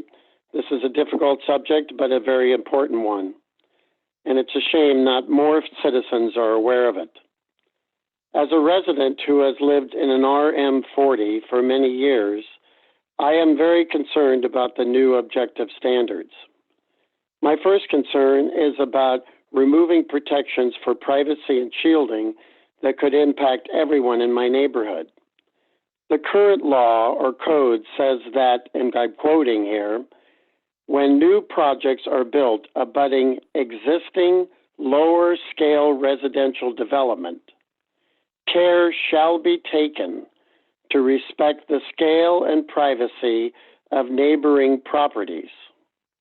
However, in the new objective standards proposed, this language has been removed totally and then appears to provide some benefits to only single-family homes and duplexes, not us in RM40 zones. I am very confused as well about whether staff is changing any new requirements over height limitations in RM zones. In an earlier staff report, all mention of RM zones, including were included in a 35-foot height limit for an adjoining PC project, but all of these were removed in that earlier report. Now I don't know whether it's back in that 35-foot limit or not. That is not clear.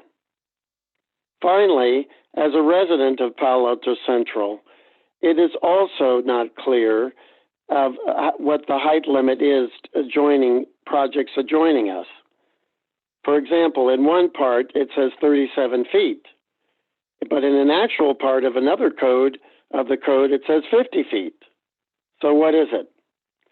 Okay, so I'd like to make some quick suggestions very quickly. First of all, provide a full and transparent and public awareness process, especially to RM zones, to residents, about these design changes and how it will affect them.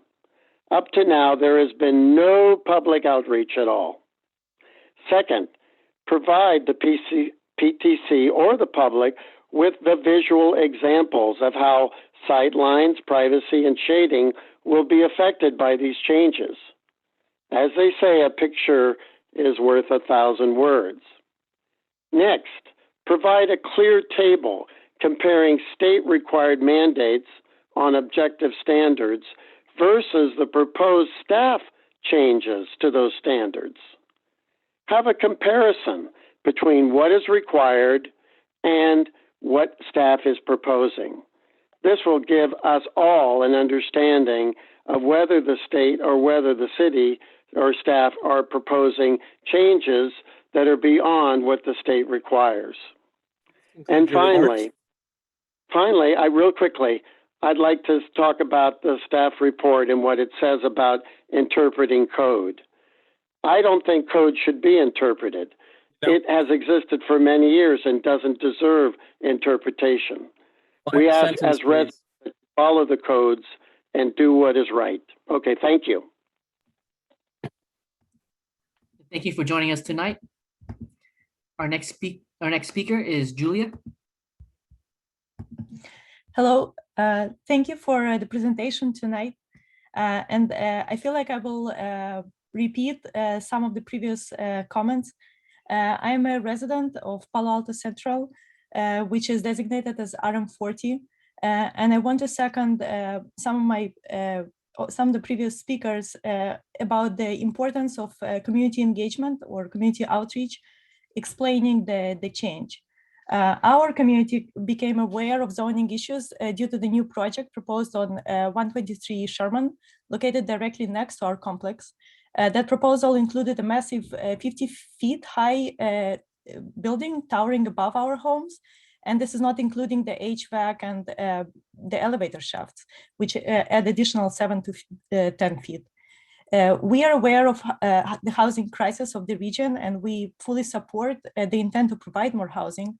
However, we also assert our rights as existing residents to seek protection and consideration regarding the impacts of the densification. We as residents were under assumption that we are protected with the transition zone of 150 feet, limiting the heights to 35 feet. However, we see with the objective design standards that this protection was removed to or reduced to 50 feet buffer zone and allowing projects to get to 50 feet high. So for us as residents, it's a major change, and it's not only semantic or a language streamlining. It's especially alarming to us that we realized these changes by chance and had to go through a really complicated and obscure regulatory language to unpack them. We feel like this is very important for the staff to be more proactive in explaining the changes and the impacts that will affect our lives and our properties. This outreach should include visualization, as was mentioned before, that explains the contextual impacts of adjacent residential buildings. Thank you again very much for opening up for comments. Thank you for joining us tonight. Our last three speakers will be Anoja, followed by Mary, and then followed by Rebecca.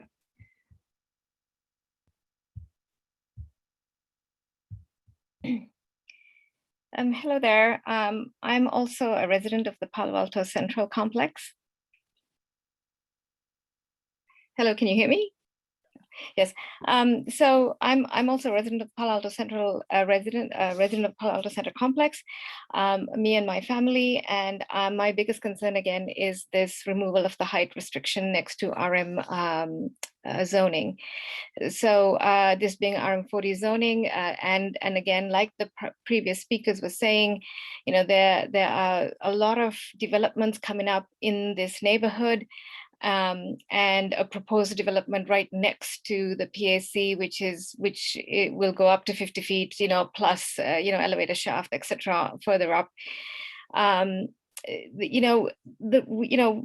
family and I, we moved here 4 years ago because of the quality of life this neighborhood presents. And given over the last 4 years, we were just watching all these developments coming up, and now a huge development right next to us, proposing, with very high density. We're wondering what that's going to do. We bought this. If this development goes ahead, the traffic in the area is going to increase. We don't have enough parking around here. What is that going to do to the safety on the streets? There are bike lanes. We moved here because kids can cycle to all the schools around here. Are we going to feel safe to have kids cycle on the streets with all this development and these big, towering buildings going up? We're going to lose our views. So these are the concerns, if just like so many other speakers said ahead of us, it's one thing to say we are standardizing, but it's another thing if we make a standard and a developer can come in and just put something up without the consideration of the neighbors right next to us. So that is our biggest concern. So just like the other speakers are saying, yes, it would be very helpful for us residents to understand what these changes to the zoning codes are, and if there can be more community outreach, that would be excellent. So that's definitely a request, from me as a resident. Yes, thank you. Thanks for allowing us to speak. Thank you. Thank you for joining us tonight. Our next speaker is Mary.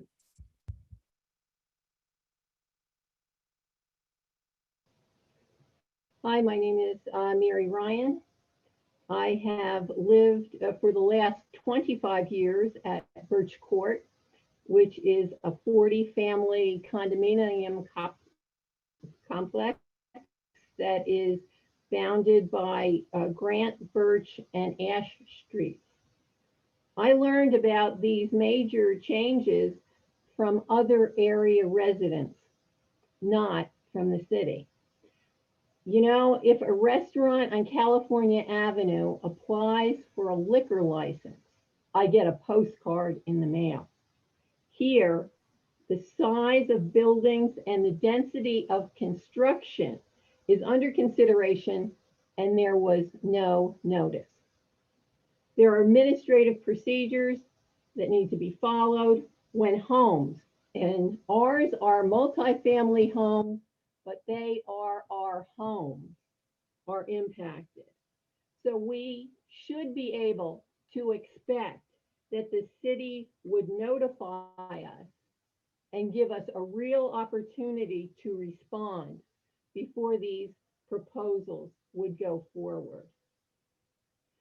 You spoke earlier this evening about social equity, but you're saying that the people who live in RM40 areas can be denied protections, that the setback limitations don't apply, that the building height requirements do not apply.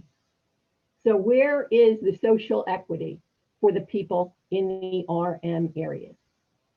Thank you. Thank you for your comments. Our next speaker, and also our final speaker here, is Rebecca. Good evening, commissioners. This is Rebecca Saunders, contacting you from Ventura. I know it's probably just me, but I had a really hard time parsing the 110-page staff report. It was hard for me to tell if and how residential zones would be impacted by the proposed changes, but it does look like maybe R1 up to R20 might be okay. I couldn't tell in some cases, but it looks like we might be doing away with protections to daylight playing, privacy shielding for the RM40 people. We might be doing away with 35-foot height limit altogether in some cases, and then there seems to be some threat to the 150-foot distance before we hop up to 50 feet. So if I sound confused, I am. So I would like to align my comments with those of former speakers. Terry Holzmer's idea for transparency around the changes we are contemplating calls for an open and detailed hearing where we can see with charts and pictures the true impacts of what staff is proposing. That would be fantastic. I like the idea of the code not being open to interpretation. I mean, it can be precise, and it should be as precise as possible so that residents and developers know what is possible, and we can stop all this variance begging that goes on and waste everybody and their grandmother's time at City Hall. So I would like to make sure that all residents are treated fairly. I'm totally hung up on that in Ventura, as I'm sure you're aware by now, that Ventura just gets the shaft, and 2951 El Camino Real, it's like, sure, let's take away 2 R1 zones. So I'm very touchy, especially like Mayfield's right next door and Ventura's right here. We got NevCap. So this could have a super impact on NevCap, even though they said it doesn't apply to NevCap. So anyway, the 35-foot height limit adjacent to residential seems an appropriate thing to maintain. And it's been the law forever. And I don't think it makes sense to slip a possible change like that into some instances without a bigger citywide conversation about it. So please, please, please do not make any sudden decisions tonight, but take the time to weigh these important matters, and please include the people that would be the most affected by them. Thank you for your service. I know this is a really hard job. And also thank you to staff. I know you guys are working very hard and you're got a lot going on. Okay, thank you so much. Thank you for your comments. Chair Heckman, that concludes public comments for this item. Right, thank you, and thank you, members of the public. We greatly appreciate, particularly when so many of you share your voice with us. It really helps us to focus on the issues and see things through your eyes. So I'm going to bring it back to the commission for deliberation. I would actually like to start off with a couple of questions that I'd like some clarification on. Really keen off of the public comments we just heard. The first question, and I don't know if this is to Ms. Tanner or maybe it's Mr. Yang. What is the city requirement for public noticing when we're dealing with a citywide zone change? Could we understand that? Certainly, I'll ask Mr. Yang if he can respond to that. It certainly is not a mailed notice to every home in the city. Mr. Yang, you want to respond to that? Yeah, I believe if it's a citywide zone change, it's publication in a newspaper 10 days before, in addition to just the normal, agenda publication requirements. And as far as you know, did we do that regarding this meeting today? Or yes, to the best of my knowledge. And was that also part of the same noticing that would have happened before each of the 7 ARB meetings? Do you know? I think Ms. Yes. Tanner, or yeah. Okay, all right. And those 7 ARB meetings, was public comment allowed at those? I haven't actually attended an ARB. Yes. Okay, all right. All right, so this is, and then this is our, I think, 3rd meeting on this. So I'm counting 10 meetings inviting public comment. All right, so I wanted that kind of context, because I think it's always important to us to make sure that there's ample opportunity for public input in these processes where we're looking at laws that affect people throughout the city. So thank you for that. The other clarification I'd like to ask for before we engage in the commission discussion, and we heard this from a number of our public speakers tonight, regarding whether or not the changes that are in the draft ordinances that are in front of us tonight, whether they include a change or a clarification to this height limit adjacent to certain uses. Clearly from a number of our members of the public, they've described it as a change. Something that used to be 150 feet is now changed to 50 feet by virtue of the language changes we're making in the ordinance. I thought I heard from staff earlier that it's not a change from the way this ordinance, which is difficult to read, has been routinely applied by staff. So I'd like to maybe staff reiterate or clarify whether what is before us tonight does change basically the law of Palo Alto on this particular issue. Thank you, Chair. I'd like to ask Jean if she can bring up the slide that I think she had that had a visual diagram of the issue, or maybe it was in the report. And I would ask her also to perhaps to elaborate a little bit on your question, if it's okay, Chair, to explain how it applies in the RM40, because we did hear some comments kind of related to that particular zoning district. So Jean, if you can share your screen, and then she will respond, but also Ms. French and Ms. Gerhardt may have additional comments. Okay, I'm happy to. And can you still see my screen when I switch between, are you seeing the ordinance right now? Yes, it's very small though, I think, maybe. Oh, it's very small. I will zoom in. So in short, the height transition requirement does not currently apply to the RM40 district. It only applies to the lower density districts. And so if we got rid of this proposed language change altogether, from what I understand and gleaned from the comments that were just made, it would have no effect on that. So that height transition would still not apply in the RM40. And so to just show what this looks like, and I recognize it's a very long staff report, it's a lot of red line strikeouts. So I'm going to start on packet page 80, and I'll zoom in. And this is, if we look at the previous page, this is the CD zone. So this is downtown districts. So if we look at the top of packet page 80, and I want to be clear, the CD district is different.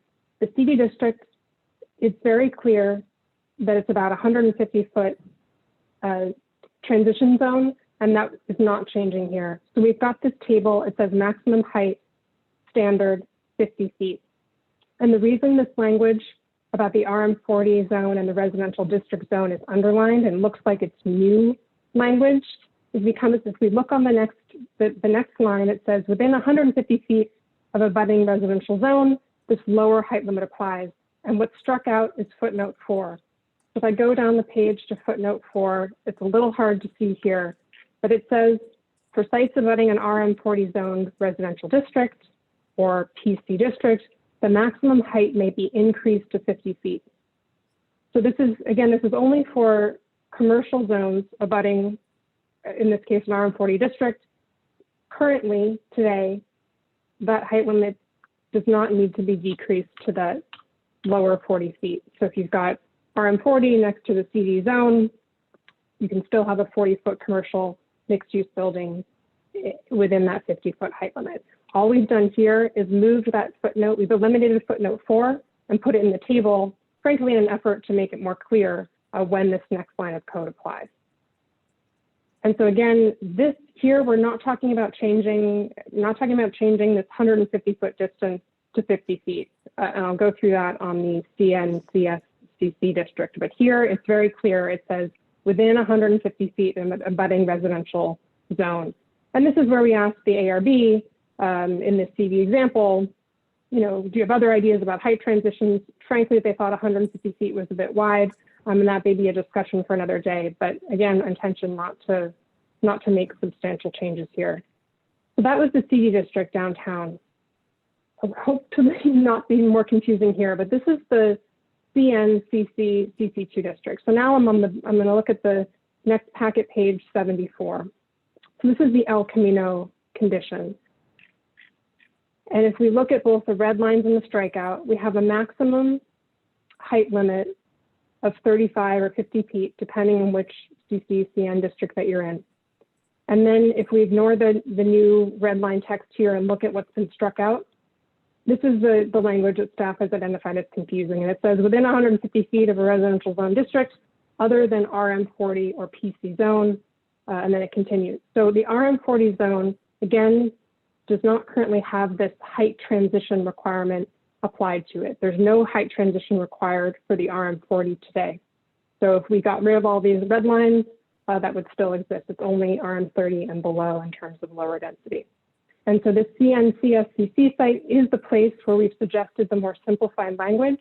And again, this is based on staff's interpretation, but we're only looking for that reduction of height in the portion of the building within 50 feet of the property line of the lower residential zone. And I don't know if Jody or Amy want to add anything more. I think you captured that. Thank you. Yes, thank you. And then just, thank you. I think that clarification was helpful. And then just to follow up on that, this interpretation, so as I understand it, this new language that you're showing at the top of the box is an effort to clarify the existing language crossed out just below it. And my impression, and I've heard staff in this staff report and before say that this new language more clearly articulates the way that staff has interpreted the unclear language that's crossed out here. And I'm wondering if there's an example or two of the staff can offer where it provided that interpretation for a project that was subsequently approved essentially with that interpretation by the city council. Do we have examples of that? Yes, Jean has two examples that were in her initial presentation. And so the Wilton Court was actually an affordable housing zone. However, the effect is the same, that it was set back, I think, 49 feet instead of the 50-foot transition zone. But it gives you that same effect where you have the lower sort of backside of the building adjacent to the lower density residential. And then you see the taller 4 stories closer to El Camino. And so that's one building. And then there's a second example, I think that Jean had for the Hilton Garden Inn, where you can see it's adjacent to residential. It was more than 50 feet away and so did not need to have that transition. And this has been, our staff's interpretation over many years. I think, the public will certainly bring up at least one example where we've done something differently, but all the more reason why we would like to clarify this language so that everyone has the same interpretation, and that being, the public, the staff, the developers, so that we can all be on the same page and we don't have to make these interpretations. I'll just add that Jody is being modest when she says many years. I would say many decades, as I've seen many other projects besides the ones noted on the screen since 1998 with that code. All right. So thank you for that. Commissioner Suma, I see your hand. It's a few minutes before 8, and I was thinking now might be an appropriate time to take a 10-minute break. But on the other hand, if you're looking at perhaps a follow-up question on this issue, maybe that question we should take before the break. Your choice. Whatever you like, Chair, but it's up to you. But it is on this issue. Okay, well, let's take it and see. That'll take us to 8 o'clock. So I don't know about the Hilton Garden Inn. It's not a project that I'm familiar with. I will note that the affordable housing overlay does not require the 150-foot transition zone that has been in the code, I guess, since 1998. Does not apply to RM40 or PCs. I understand that.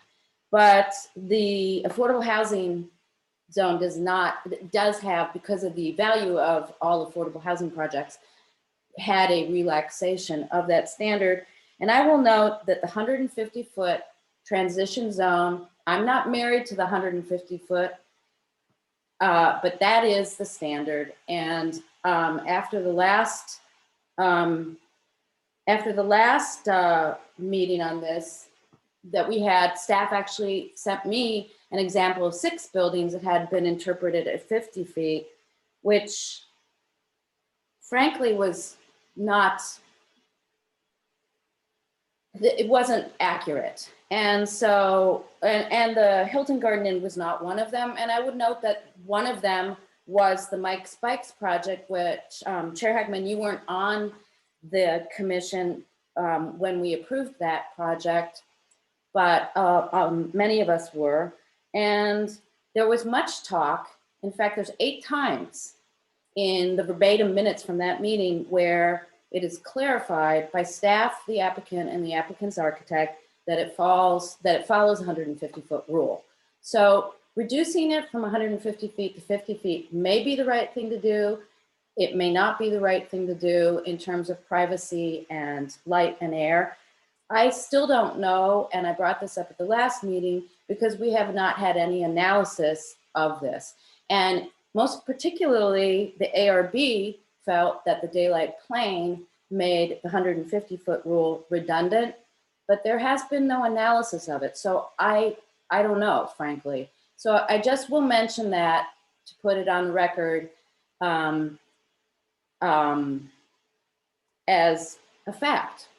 And it's disappointing to me because, I mean, I would entertain a discussion of a change in the 150 feet, but I cannot do so in the absence of any data or analysis and the clear meaning across the code. I have a friend who's a land use attorney who said, yeah, that's a clear meaning of the law. And if we're going to discuss changing it, I also think it should be agendized as such.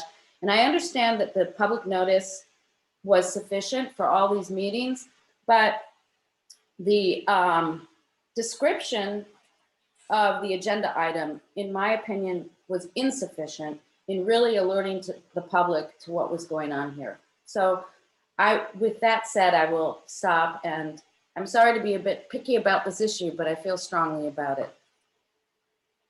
And I will say one last thing that has always been bothersome to me, that for some reason RM40 is the only zoning that is not protected in this way. And it seems, frankly, someone brought up social equity. Frankly, it seems to me wrong, morally incorrect. What's the difference between what is the difference for light and air for people that live in RM30 or RM40? It just never has made any sense to me, and I've mentioned that before. So I will stop with that, sorry. Thank you, Commissioner Suma. So it's 8 o'clock. Let's take a 10-minute break and resume at 8:10 with commission discussion. Thank you.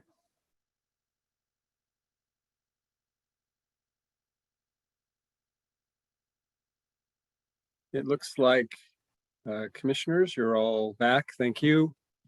So let's move into our commission discussion. And I'd like to frame the discussion, if I can, just to try to organize it.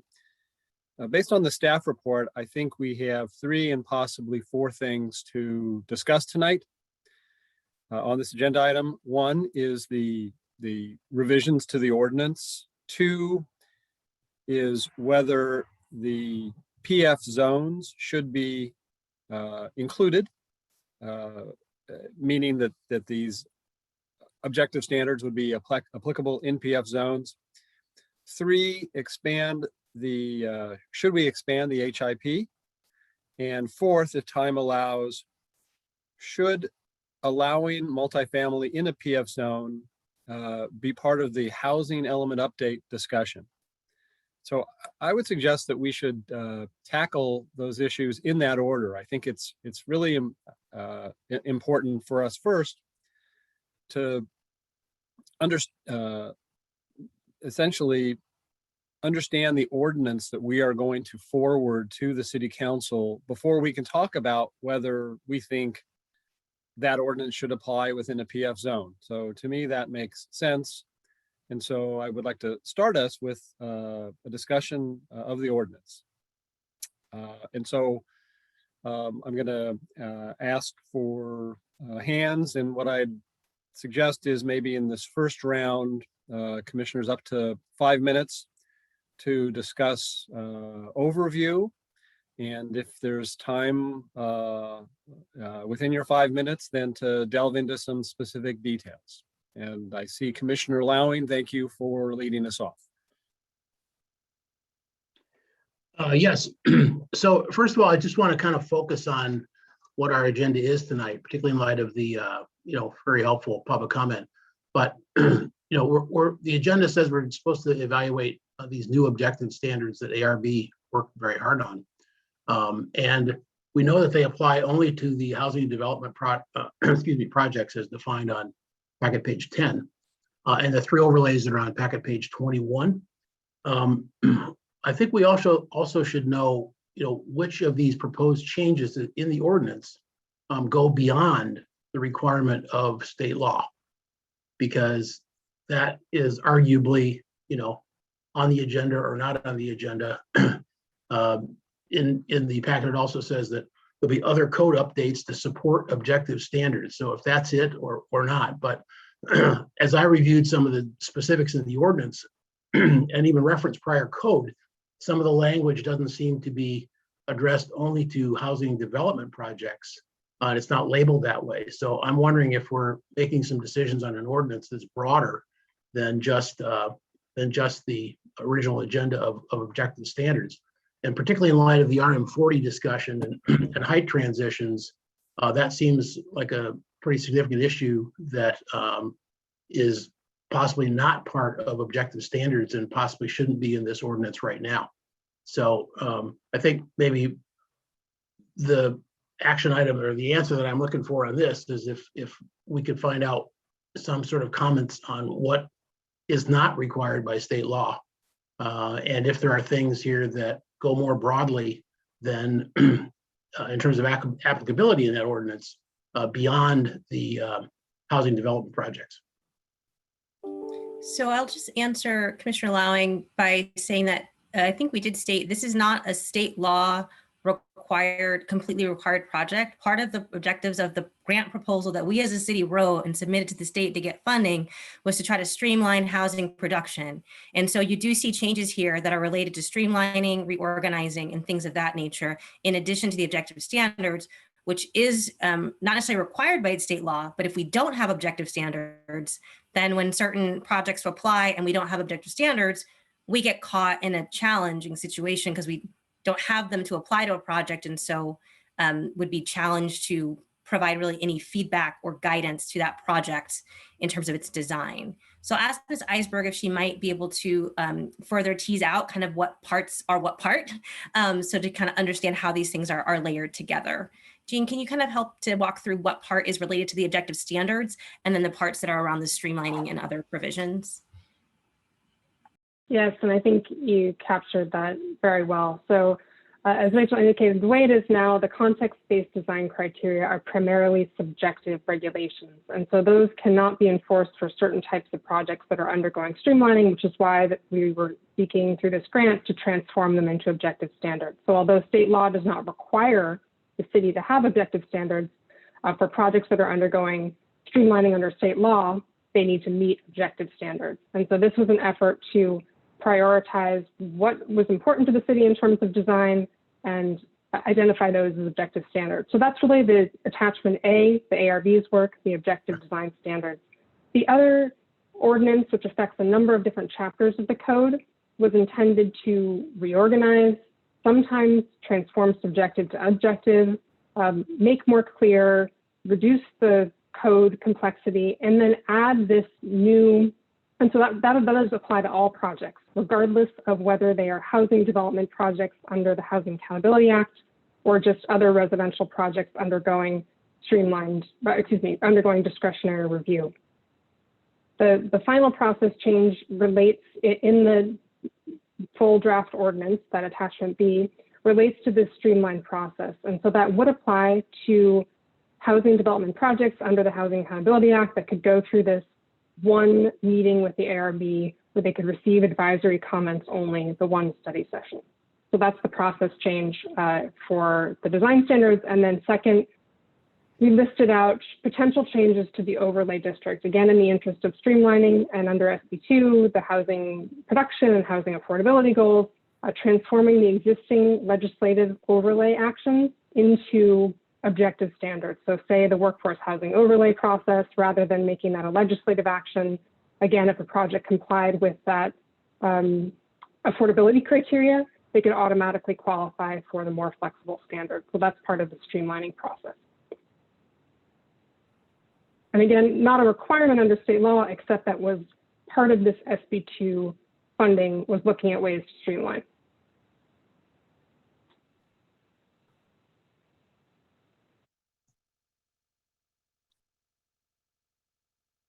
Commissioner Lowing, are you, you've been answered and you're done with your turn? All right, there will be more opportunities. Vice Chair Rupervar. I had a quick follow-up question to Commissioner Lowing's question.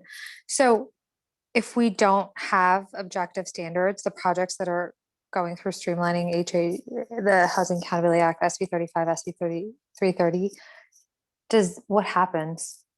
Does that mean they automatically get approved without, how does that work? We would have very minimal standards that we would be able to apply to them. We would have setbacks, we would have height limits, but we And wouldn't that's have it. much else. So just the setbacks, just the basics that are already in there, and we couldn't apply. Okay, so now I understand. That makes sense. Thank you.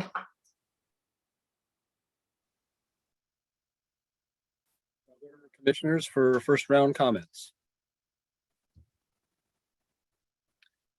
All right, while I'm waiting to, oh, there you go. Commissioner Suma. Refresh my memory. What do you want comments on at this time? The objective standards, the new part of the code, or? Well, all of the ordinance basically. So that would include this whole new section 18.24 plus the changes that are being recommended by staff to the various other code provisions. Okay. Some of which dovetail with 1824, and as the staff explained, some of which are just independent of objective standards, efforts to clean up, clarify, and streamline our ordinances. So are we going to go through not the new part of the code, but the changes to the existing code, kind of change by change, or just in it? My thought was not to do that because we've only scheduled, we haven't scheduled this as what I would think would be a 6 to 8 hour event, but rather to invite any commissioner that had a question about a change. And you'll notice that many of the changes are repetitious. You see them in 3 or 4 different places as they feed into the different zoning districts. So my thought was that any commissioner who had a question about any change would just raise the question about that change. Well, I have questions about a lot of them. I've already expressed my concerns about the transition zone and my deep felt feeling that we should extend it to any residential use, because I don't understand why it's like there's some assumption that people that live in certain types of multifamily buildings don't have the same needs for air and light as the rest of us. But that being said, I also have questions about other sections. Just picking one is the off-site parking section on packet page 108.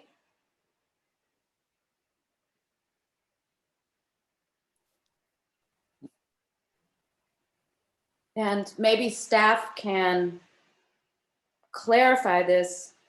It was very confusing as to what part of the code this applied to.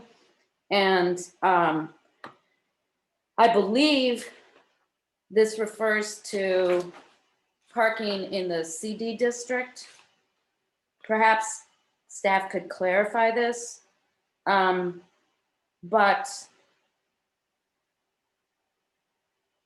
I see Ms. Tanner's hand is up. Do you want her to? so little I can't read. Okay. Yeah.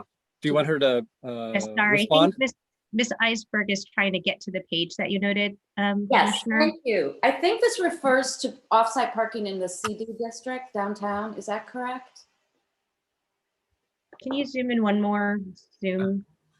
No, so Gene? this is a parking standard that applies to all development that has 50 or more dwelling units. And I believe this was something that our transportation staff was seeking to basically have a requirement for those types of structures to have a ride share delivery service sort of loading zone. Well, I'm specifically referring to section 33, little letter C, offsite parking. Oh, I'm sorry. I was looking at the wrong spot there. Yeah. Oh, sorry, bottom of the page, right? Yes. So this one, the way it's currently written, this is about off-site parking, which means that a site can satisfy its parking requirement, not on the site, but instead off the site. And this was simply a subjective criteria. It says that off-site parking needed to be a reasonable distance from the site. And that's subjective. And we wanted to come up with an objective criteria, 500 feet. It's a little bit more than a block if you're downtown. There are other sections of the code, I believe, I can look it up, but I believe elsewhere in the code, there is a specific number associated. It may be Cal Avenue. I can look that up shortly, but that was really the intention, was to make this objective. Okay, I understand that, but what is this just downtown in the CD zone, or is this all zones? And is this for commercial buildings or mixed use? Let me double check. Thank you. The C in the existing code and get back to you. So this section is Unless just for Albert the knows. CD zone. It's just for the downtown area where we have an existing regulation on off-site parking in the CD parking district. Okay, I thought this was for CD. Yeah, and we're would just making apply- it reasonable to 500 feet to make it objective. But this would apply to mixed use, so, or just commercial parking? Would this apply to residential parking? Yes. And would this only apply to HAA projects or to all? It looks to me like it would apply to any mixed use in the CD zone, including residential. And So this would only apply to non-residential uses in the CD zone. this only applies to non-residential? That's right. Okay, if it then if it only applies to non-residential, that's fine. But if it applies to the whole CD zone, we can have mixed use with residential in the CD zone. And I think having a standard that allows, first of all, I think that this rule hasn't worked very well in the past because the offsite parking gets lost historically. And I think I'm kind of remembering, Amy French would probably remember this, 636 Waverly maybe had a problem with this, where the parking was lost and the building was torn down and the offsite parking didn't exist anymore. So it became a problem. But where it becomes a real problem for me is when it applies to residential uses. 500 feet is pretty far away, really. It's like 2 blocks. And for people, women and disabled people and parents with young children, people who work shifts where they come home late at night, it's a safety and convenience issue. So if it applies to mixed use with housing, I find 500 feet to be unsafe and undesirable. If it's only for commercial uses, then that's a different thing. But I read that it was the whole zone. It's kind of hard to take these portions and find them in the code, and it's just kind of confusing the way it's done. But I did want to make that comment. And I've already commented on I also think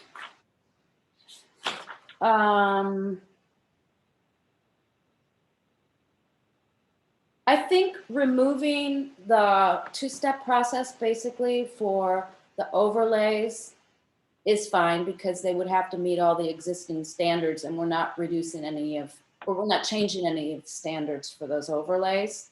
Is that correct? And I wanted to ask about the presentation regarding the PF zone, gave 2 examples, and one was, I think, 525 Charleston. I wanted to ask what that was. What's the question, Commissioner? What the example given in the presentation for the PF zone, applying these standards to the PF zone, the new standards, I think one of them was 525 Charleston, if that's correct. I'm looking at my notes. Yes. What is 525? I can answer that. We have a county-owned, there's a county-owned property that they are looking to create affordable housing, 100% affordable housing on that site. So they have been securing a consultant, architect, and they have a community outreach meeting coming up. I believe it's in June 22nd, perhaps. Is that on Charleston, kind of in front of the special needs park? Is that kind of where it is? Yes, it's between the Unitarian Church and the school on the corner. Okay, but so for a county-owned property, we don't need to, the county uses its own standards. We don't need to do anything for that, right?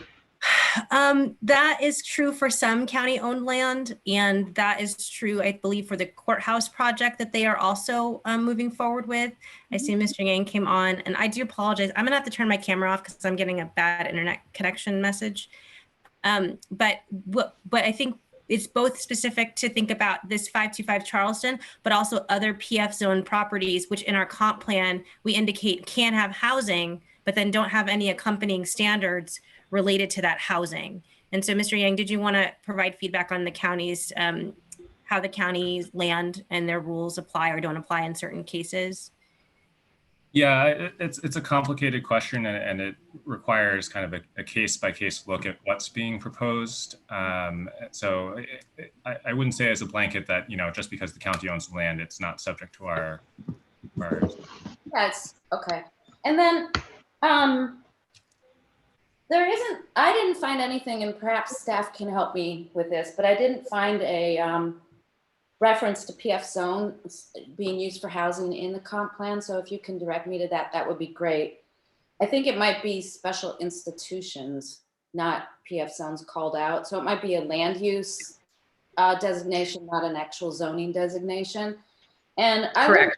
I would note that our public plazas and parks are PF zones. So I'm not sure where we're going with designating PF zones. It's very few PF zones that come into private hands, like the former VTA lot where we have on the corner of Page Mill and El Camino. So I would need a lot more information about that to be able to support it, because parks are PF zones, and we still have, sadly, a few parks that have not been dedicated, so they wouldn't be protected by the parkland dedication law. So that seems like kind of I don't think we need it for 525 Charleston because it's a county land, but I appreciate that it may be more complicated than I understand, that it's not just simply that the county can do what they want. So, just on that point, I think I want to just make sure that you and the public know, and the commissioners know, we are not as staff suggesting that we would turn parkland into housing, but what we are trying to prepare for and true up is what we say in our comp plan about what can happen on PF zones.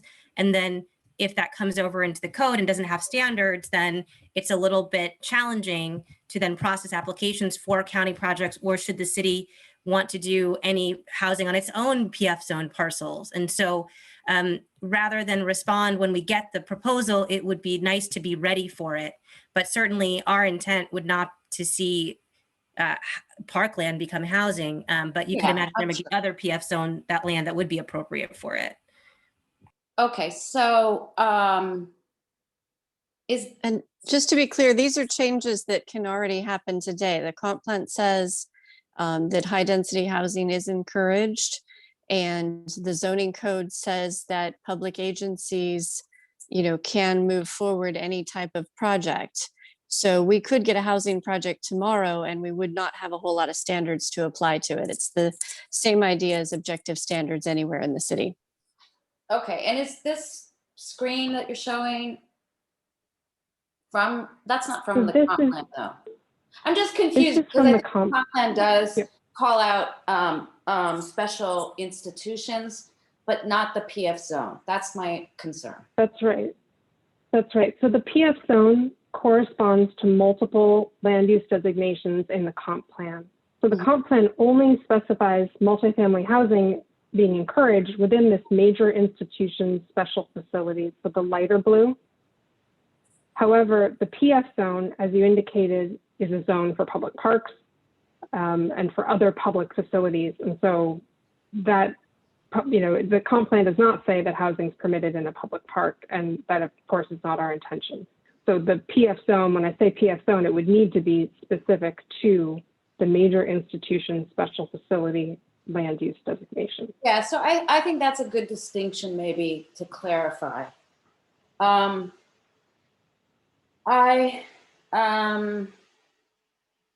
I'll let somebody else go. I've taken a lot of time. Thank you.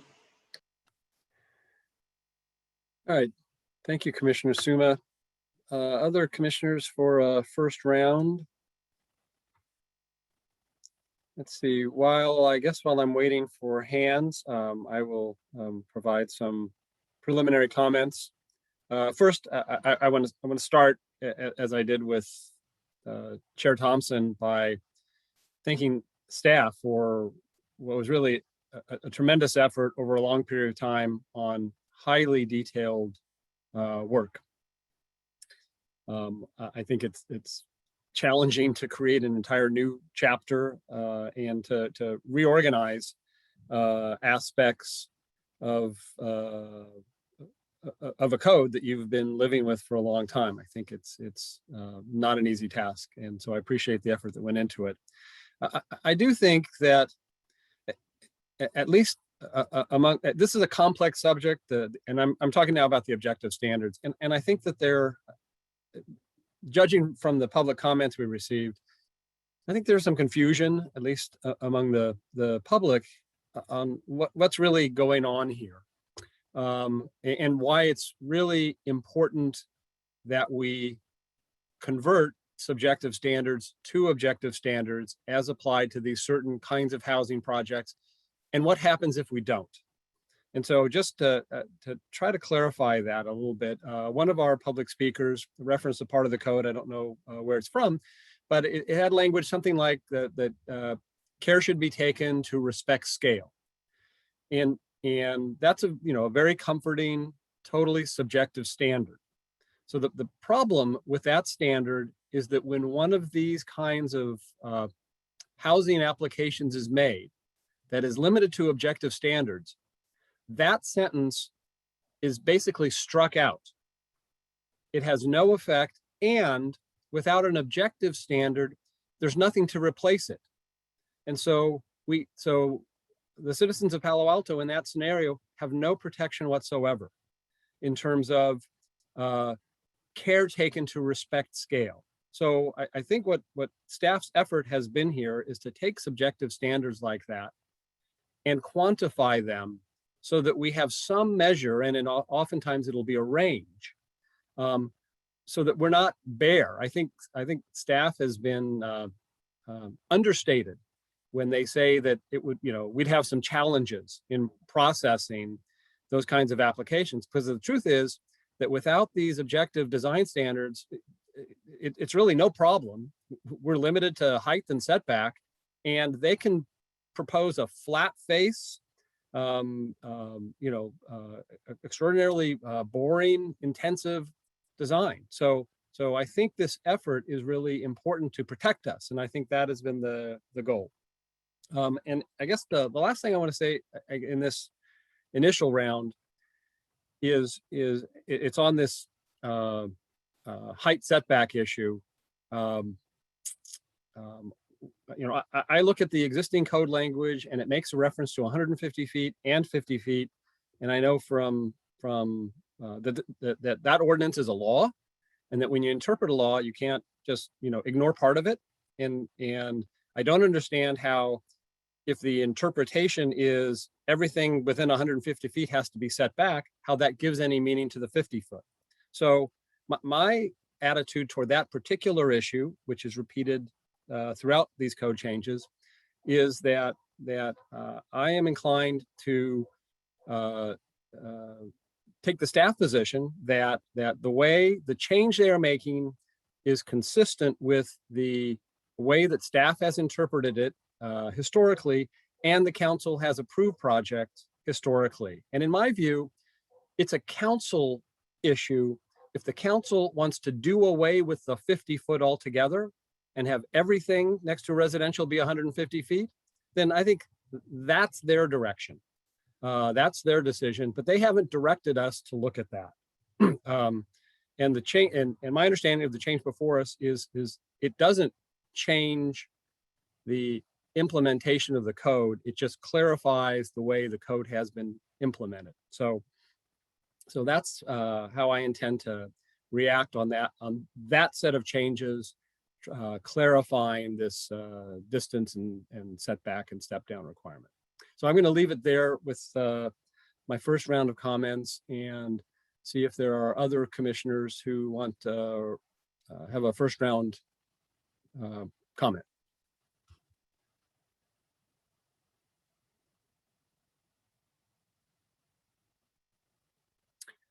Commissioner Olchek. All right, I'll bite. Well, let me start by just expressing gratitude to the members of the ARB and the planning department for their work in general, but also specifically on this item. With respect to the ARB, I reviewed their work and was astonished at the depth they went into in their discussions. I think 7 meetings on one topic is no small achievement. And despite the comments that were made tonight, I think that represents a remarkable opportunity for public participation. I'll stay high level on this go round. I think the objective standards are a NIMBY nightmare. And frankly, the consequences of not adopting objective standards will be a NIMBY nightmare. We've been judged as, as a number of local municipalities have, and our subjective standards are too good at stopping the housing development, basically restricting supply, which is at the heart of the entire housing crisis. It's not the demand curve, it's the supply curve. And go ask Cupertino what life is like without objective standards. So, Balco Mall. Well, I'll be really concise. I'm inclined to accept the work of the ARB as an individual on a board and commission who's, appointed to provide, guidance in the area of my expertise. I look to the members of that board as architects, as they are required to be. And having looked and sort of dived into their deliberations, I'm not prepared to unwind whatever sort of elaborate concessions that they worked hard to put together. I am sure that an architect who I respect and admire outside of that group might have a lot of suggestions and send me an email or two. But it's a complicated matter, making so many recommendations in a single effort. And my approach to this is city councils of the past have found these individuals trustworthy. And so I do as well. And this represents an effort at addressing the challenge of creating objective standards. Objective being an adjective that the social equity should be pointing towards. So the comments suggesting that there is social inequity in approaching this with objective standards are falling on deaf ears, in my opinion, because the subjective standards are, in my opinion, a demonstration of you know, a lack of transparency. One property owner gets this, and the other property, you know, goes in weird ways, and it's not consistent. And that, to me, it presents its own sort of set of challenges. So, to me, even the notion of objective standards should always be a goal. I would suggest, so with respect to the first sort of block of this, I'm very appreciative of the effort, and I support the changes. And I believe that we live in a system where we can implement these changes and then review them when we find there are issues. One of the common tactics that you see from individuals who oppose changes like this is the sort of illustration that suddenly there will be 15 buildings that surround you in all corners that will, you know, benefit from the changes. And that's just not how it works.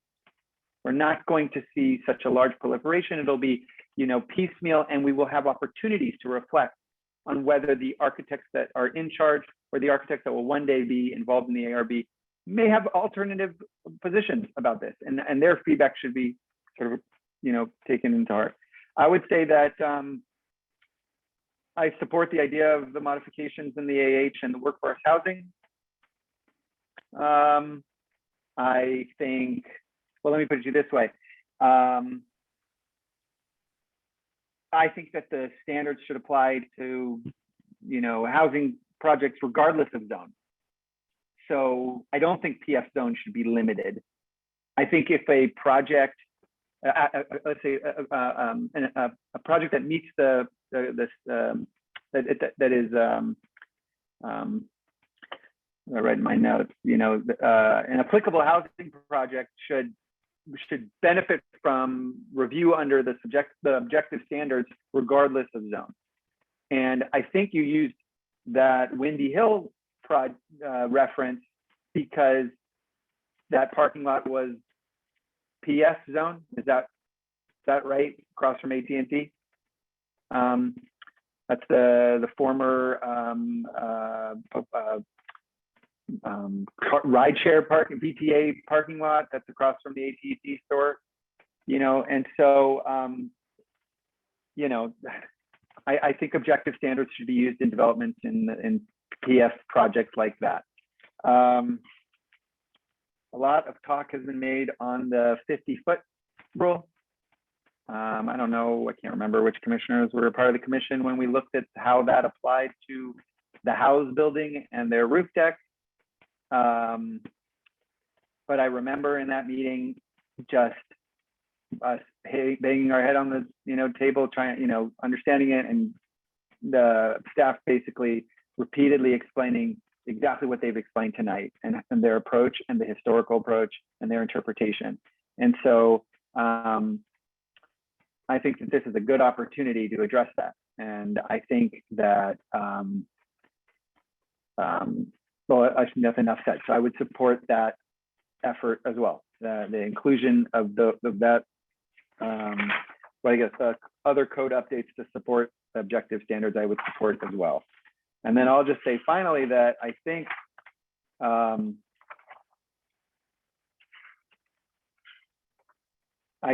that it would be a disservice to the work of the ARB, and also, in my opinion, personally, not particularly well suited to the task of essentially reviewing each item in the objective standard effort. It's almost like separation of powers here. I really think the ARB are really equipped to do this, and I defer to them. The 2 feet this, you know, those. I'm not suggesting I fail to appreciate the significance of them, but I believe that to get to the recommendation that they came up with, to get to the whole picture, many levers were probably pulled, and we know as commissioners what that looks like, what Well, okay, well, I can agree to that, but maybe we should do the, so lastly, I'll just say this. I think that, and I don't have an issue with the inclusion of RM40 in the discussion. I think that, and maybe there's something to be said for RM30. I think that we have a let me put you this way. A 2-story home in Palo Alto can be 35 feet tall. I don't think that, well, I stand in the camp that believes that we need to be more flexible in our approaches with respect to density as we get farther and farther away from R1.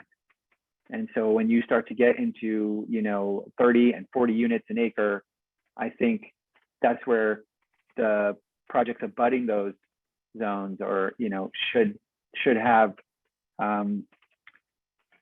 greater flexibility. So to the extent that we would create objective standards for those projects, I think that's a good idea.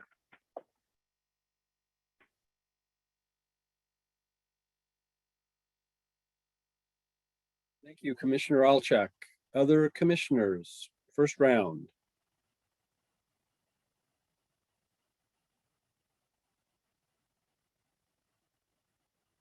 Commissioner Templeton.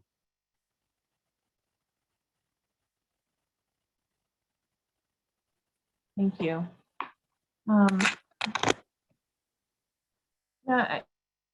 This discussion tonight because some of the things I've heard,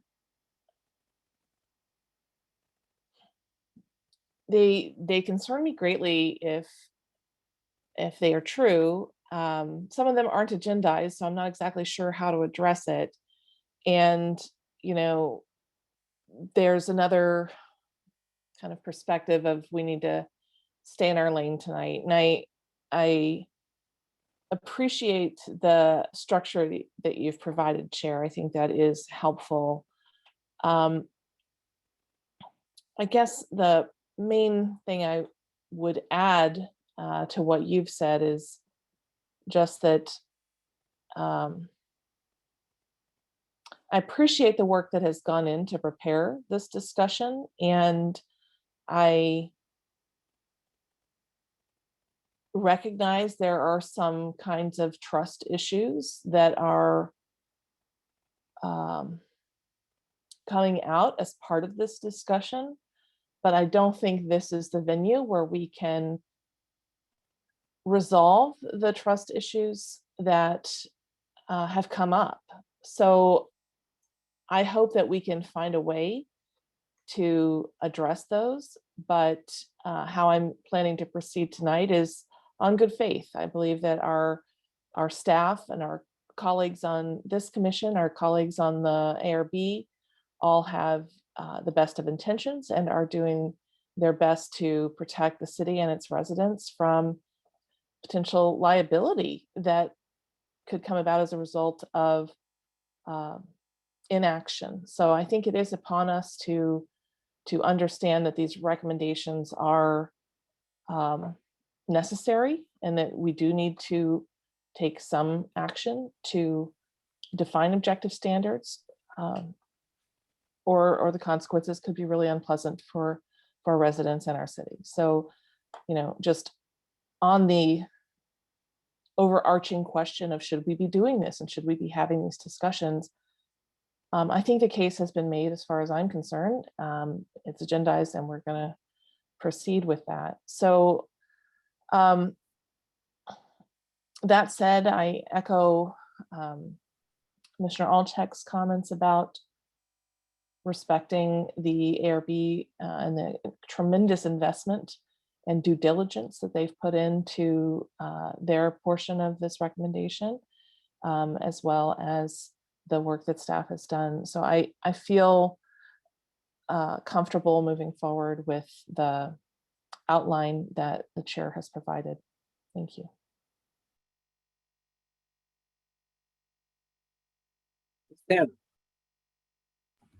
Thank you, Chair. I just wanted to add, one of the things we could do as staff, should the PTC make a recommendation tonight, which would then go to the City Council, is between now and going to the City Council, we can do a webinar or a session that would allow the public to ask questions and engage.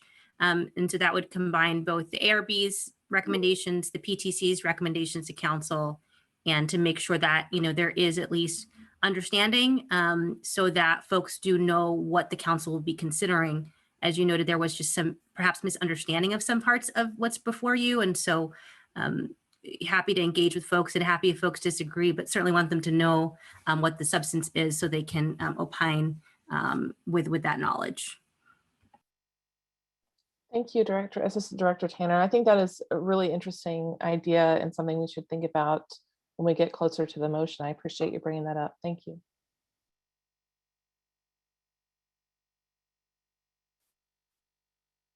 Commissioner Suma, I see your hand up. Floor is yours. I can wait if somebody hasn't spoken for the first time. I was going to respond to Assistant Director Tanner's offer, though. So I've not seen any hands, so go ahead and make that response. And I we'll see think if that's a fantastic idea. I think the public, I don't think the public is is concerned about the objective standards as much as the other changes in the code. And I think there was a misunderstanding that RM40 was protected by the 150-foot transition height, so which they weren't. But I think it'd be really good to have outreach. And I note that the staff presentation did a lot of outreach to architects and developers, but not the public. And I think that's probably the right thing to do for the objective standards. But the changes to the other parts of the code, I think the public would really like to have a chance to weigh in on. And I think that does have a little bit to do with the way this was agendized. So thank you, Assistant Director Tanner, for that idea. You are most welcome. All right, other commissioners for first round comment or second round comment? Commissioner Lowing. Yes, I think everyone has done first rounds. So yeah, I mean, as I said at the outset, just kind of summarizing here, I mean, we have to do objective standards. That's on the table. It's going to stay on the table, and we have to take some action. I do see really quite a bit of difference between the first section, 1820, which ARB worked on, and Commissioner Alcheck and others have said we need to respect that. We certainly do, because architecture is beyond our pay grade, and they've done the work and they've done it, quite well. I have a different view of the actual code, because that, even as the staff report says, is more in our domain as this thing is parsed out. So I still have a number of comments about things in the code that I want to ask about or suggest. And then the third point is that we had some very helpful comment from the public tonight and via letters on a number of issues that are being touched on here. But it suggests that we should look at some changes. We should look at including RM40 in some sort of height transition. That's not on the agenda tonight, so we really can't adjust that. And as Commissioner Suma said, I think early on, is that it may be that the answer to the height transitions is all in the light planes, but we don't have that data. So it'd be great to have some data before we were going to make a decision on that. So I think there's a number of things on the docket here, but the main one is to proceed with some objective standards, which are necessary, and as I also mentioned, tough to deal with because they're not easy to get completely objective, and we still have to move forward with them. So I have 2 or 3 other things in the code that I'd like to address, and in no particular order, but just on packet page 87, I was interested to see that it's a process question, really, because some of the statements here seem to be subjective. Like, we're going to minimize the visual impacts, and we're going to complement the architecture architectural design. That's in the intent statement. So what my question is, if the ARB in their hearing thinks that it's not minimized enough, does that give them actually too much clout? And so that it's not as objective to kick it to a discretionary stage? And in other words, are we happy that this isn't too objective? Are there places like this that we should try to be finding more words that are objective? And let me just mention one other one over here that's I just couldn't find on packet page 93. TNC, Midtown, Charleston will not be considered eligible for application of affordable housing. Is that just an all new policy, or is that put somewhere else? Because I didn't find it. So I would like to get that answered, because if it's not somewhere else, that seems like a substantive policy change. That was on packet page 93. Correct. Yeah, one more page. Ms. Iceberg, do you want to answer the question about, do we have too many subjective words remaining first, and then the other question? Yeah. Yes. So some of our changes to these other sections, including lighting, were to set them up similar to how we've organized the new section 18.24. So you have an overall intent, subjective language, subjective guidelines, and then you have a series of standards that are requirements.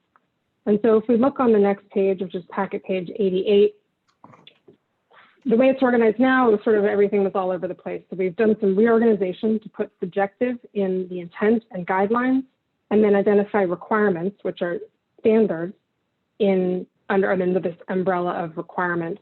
And so under the standards, we see things like, okay, use of high pressure sodium and metal halide or permitted light sources, very specific things, exterior lighting fixtures equal to 15 feet from grade of top of fixture. So again, very specific. If we go back to page 87, this is where you get the subjective language that follows intent. So if we're being if we have a project that's undergoing streamlining and only needs to meet objective standards, then really they only need to meet these requirements. And if they do meet these, foot candle requirements, the ARB would not have further discretion to enforce other subjective elements of the code, like on the bottom of the second half of page 87. So they couldn't say, okay, we want to see you achieve maximum energy efficiency if you're already meeting the standards. Okay, I saw it on the following two pages. I saw some of the same thing, 90 and 91, where you're talking about landscaping. Residential properties should be fenced by fencing, walls, or landscape buffers. Are they completely covered on day one, or do they have to grow for 5 years? So there was another thought. I thought, we could probably get more objective there. So I just didn't know how you guys had thought about that. Yeah, that's right. And so we have tried to segment the purpose, the intent statement, because we do think that's helpful. In the absence, if we just have the standard, it can be very difficult for applicants or architects to understand really the purpose of what we're trying to do. So that's why we've got those subjective standards. And then to the extent possible, we've tried to make the requirements as objective as possible. Okay. And then are you going to address the other question on page 93 about removal of those shopping centers from affordable housing? Okay, so this is the affordable housing overlay. Bottom of and first we're in the paragraph. applicability section. Let me just orient myself. Packet page 93 and the very bottom of the first paragraph. Yeah, so I can answer that. It looks like there's an underline that didn't print for some reason. If you look at the second line down on package page 93, at the end of that line, it says, but excluding the Town and Country Village Shopping Center, Midtown Shopping Center, and Charleston. So it just moved up to that part, and it should have been underlined. I'm not sure why it didn't show up. That was my marginal question. Was it moved somewhere, or is it brand new? So it was just moved somewhere. Okay. And then sort of my last one is back on the appeal process, which I had asked about last time. So I want to kind of understand that. I guess this is back at page 115.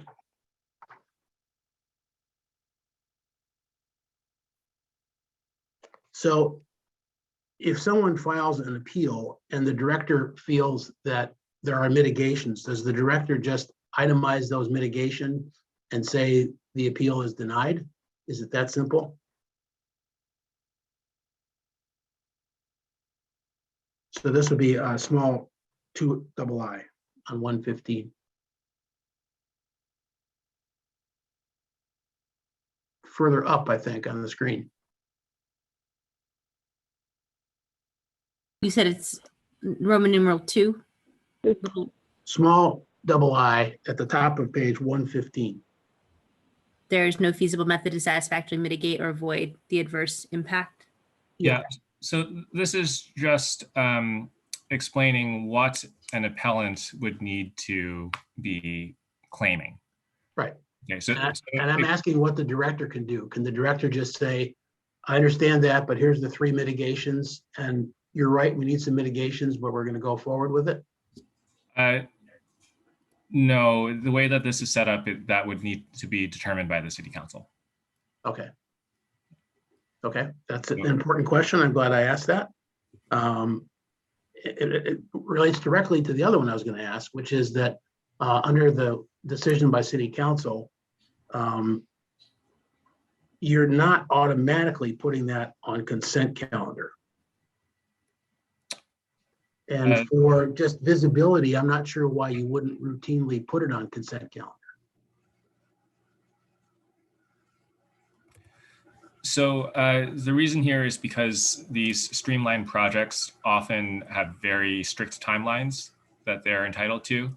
And so that doesn't always allow for an appeal to go on the consent calendar. And then, if the council wants to pull it, have it, get re-agendized for 2 weeks later or something like that.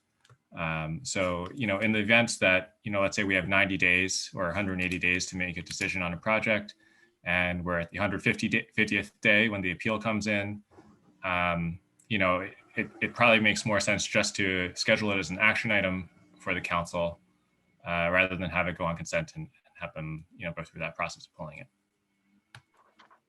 Okay. All right, that's good. That makes sense.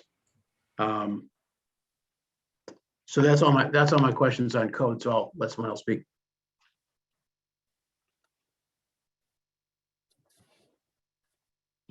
All right. Thank you, Commissioner Lowing. Other commissioners for round 2?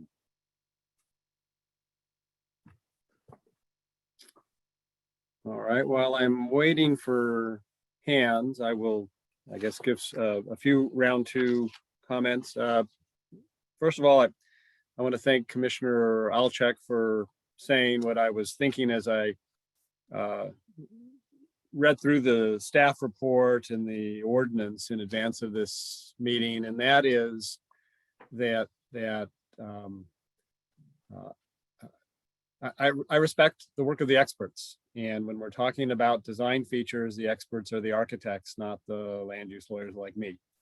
And so when it comes to looking at these ordinances, particularly when they've been labored over as long and as hard as the ARB and staff did together, I'm inclined to trust, as Commissioner Alchek said, that the process worked pretty well.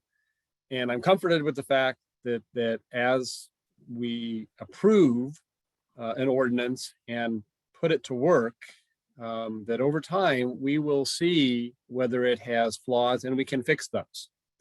But we can't fix what we haven't approved. And so I think it's important to if we see something that's already broken, and I haven't, then we fix it now. Otherwise, I believe we move forward with it, and I am comfortable with the new 1824 and with the changes that staff is recommending to the other sections that are in our staff report tonight, some of which changes are intended to deal with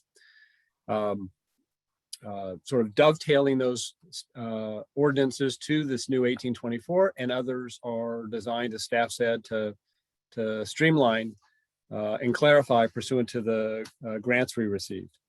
So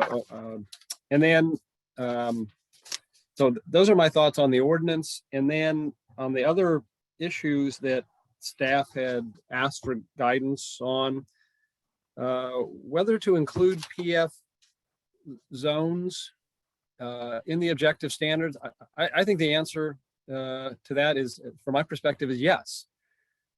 Because again, in the absence of any standards, then there are no standards. And that means that there is a governmental entity that has a right to build housing in a PF zone in this city, there's no guidance. And I would rather that there be guidance, the same guidance that applies to the other buildings, the other multi-residential buildings that we have in the city. And I will say, based on my experience working with governmental agencies, that even if there were a situation where, as Commissioner Suma suspects, the county wants to build housing on PF zone property in the city, and the city can't actually enforce its requirements. And I don't know if that's true or not on that site, but what I've observed is that cities and the cities in this county and the county generally try to get along and cooperate.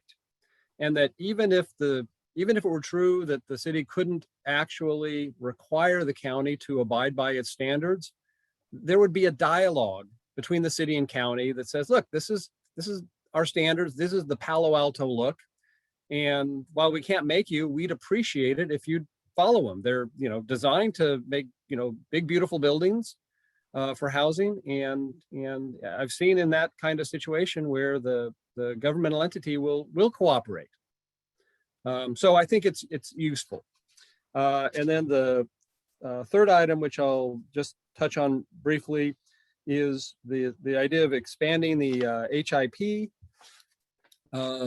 which I think that falls within the third item, third sub item in our agenda: expansion of affordable housing and housing incentive program to PTOD eligible properties. I'm supportive of that as well. I think that is a program that I think the staff report shows us, it encourages housing projects, and we need to do more than pay lip service to that. We need to provide tools, and if this tool might help us get more housing, then I think we should do it. So those are my thoughts on those items. I do think I'll wait on the issue of allowing multifamily in PF zone.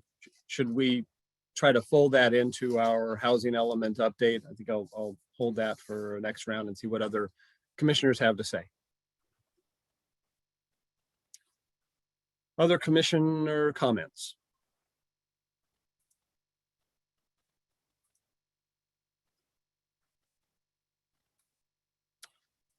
Commissioner Suma. Thank you. I had a question for the staff about the PTOD issue, which is 1834. I'm not sure what page that is on in what packet page. Maybe staff could pull it up and kind of compare it. I was having trouble finding it. So the only change that we're proposing to the PTOD is to rescind the context-based design criteria and replace those with the new 18.24 design standards. Okay, so it's we're not proposing to make any. Okay, so we're not proposing to make any changes to the PTOD overlay as it exists. Okay, so that's why it's not in the code, the ordinance, I guess. That's right. Okay, I just didn't find it, and so I was confused. Is there, so since it wasn't in here, could you, if you can, maybe kind of compare what the objective standards to the existing PTOD standards? Are they, if you can? Muted, Ms. Eisberg. Thank you. You mean the HIP standards to the PTOD standards? Yes, thank you. Yes. Okay.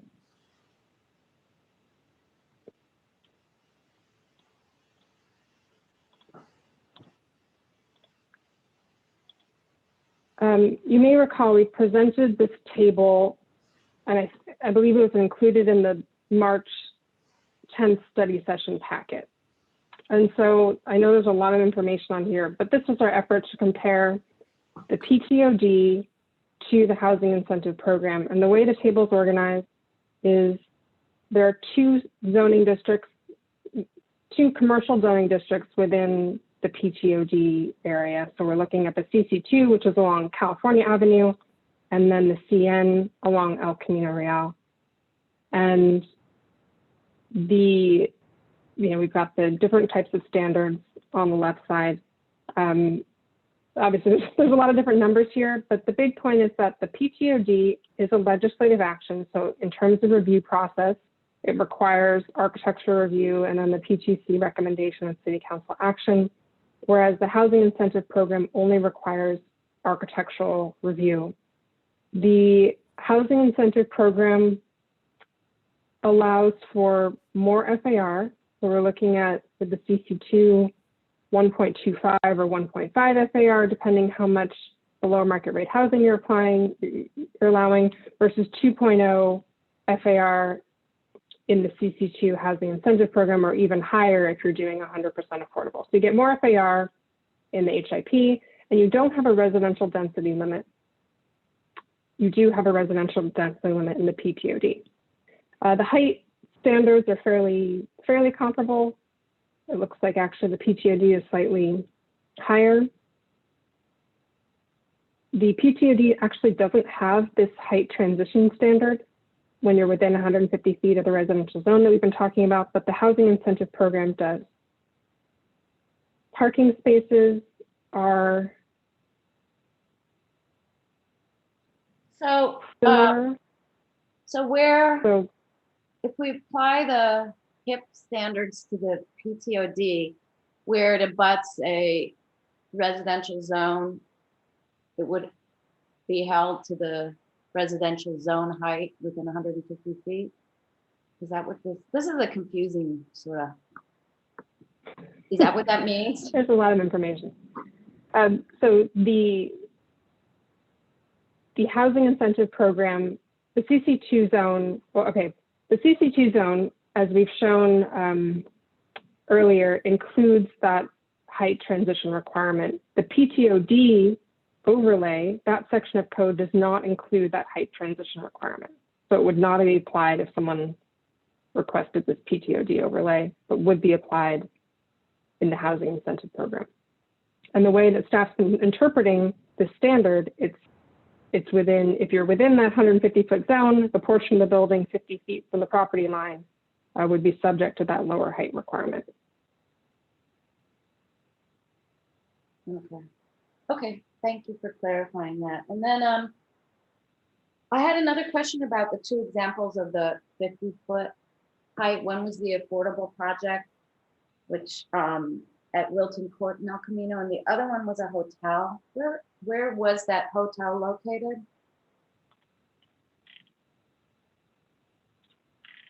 Let me bring it back up. Sorry. So the Hilton Garden Inn, the address is 4216 El Camino. Okay, 4216 ECL, okay. And what zone does that abut? Oh, RM30, I see. Yeah, so it's in the CS zone, but adjacent, abutting RM40 and is there RM30 as well, Jean? There's RM30 here. I believe this one is RM40, and that's why we didn't highlight it, because it does not apply.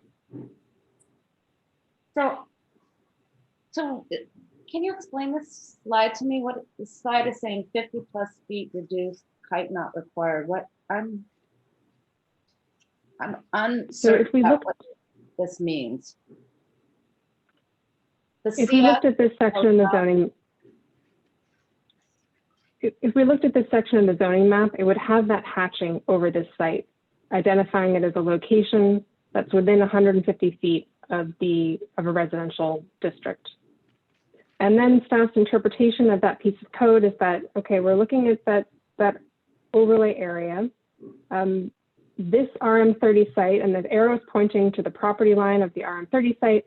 This distance we've measured at greater than 50 feet, but it's certainly less than 150 feet. And so staff's application of that is that there was no requirement to reduce the height of the building in this location because the building was beyond 50 feet, but less than 150 feet. If the interpretation was that the height transition came into play when you were within 150 feet of the property line, we would see a carve out on this building. It would be 3 stories in this location, and we'd see that roof height drop down. But that's not what happened. That's not how staff interpreted it here. Okay, so that's one example. The Wilton Ct El Camino affordable housing project doesn't count because all affordable housing projects have a different height standard. So if that's one example, I can give many, many examples otherwise. And like I said, the ARB felt that the daylight plane standard, that the 150 feet was redundant with the daylight plane, but we haven't seen any analysis of that. So I just wanted to bring that up again. So, and yeah, so thank you for that. With regards to the new section of the code, 1824, I guess I have misgivings about it, but for some of the reasons I mentioned. And also I thought that the letter from a local architect who works a lot in Palo Alto, Heather Young, was very interesting because she had a lot of reservations about it. But I appreciate, it's hard to make up a whole brand new section of code. And I appreciate that we may have to adjust it afterwards, but, and that it may not apply to many buildings, but we have applied it in other places in the code. So I don't know. I just have questions about it. And with regard to all of the code changes to the existing code, I would have been much more comfortable with a process where we went through them one by one and just discussed them, because I really benefit from listening to my colleagues and staff answer questions and stuff. So I feel like we're rushing that portion of it a little bit this evening. That's just a process comment. Thank you. Thank you, Commissioner Suma. While I'm waiting to see if, Commissioner Lowing. No, go ahead. It's a question for staff, really. And I just don't know the answer. Ms. Danner, you can probably answer this for me. Most jurisdictions that I know, planning staff, which is, routinely working with the zoning ordinance all the time, from time to time is finding some aspect that lacks clarity or and they figure out a fix. And in many jurisdictions, they basically identify those things, bundle them, and either annually or sometimes irregularly will bring forth, a series of code changes that aren't even necessarily related to each other. It's just an annual cleanup effort. And I'm wondering if Palo Alto does that. It's a great question, Chair. I have only been here for about 2.5 years, so I would ask Jody or Amy to answer that. I think one additional difference between Palo Alto and other jurisdictions is other jurisdictions may use a zoning administrator interpretation to officially kind of record the interpretations of code so that it's clear to everyone how that code is being read and applied. But I don't believe that has been our practice.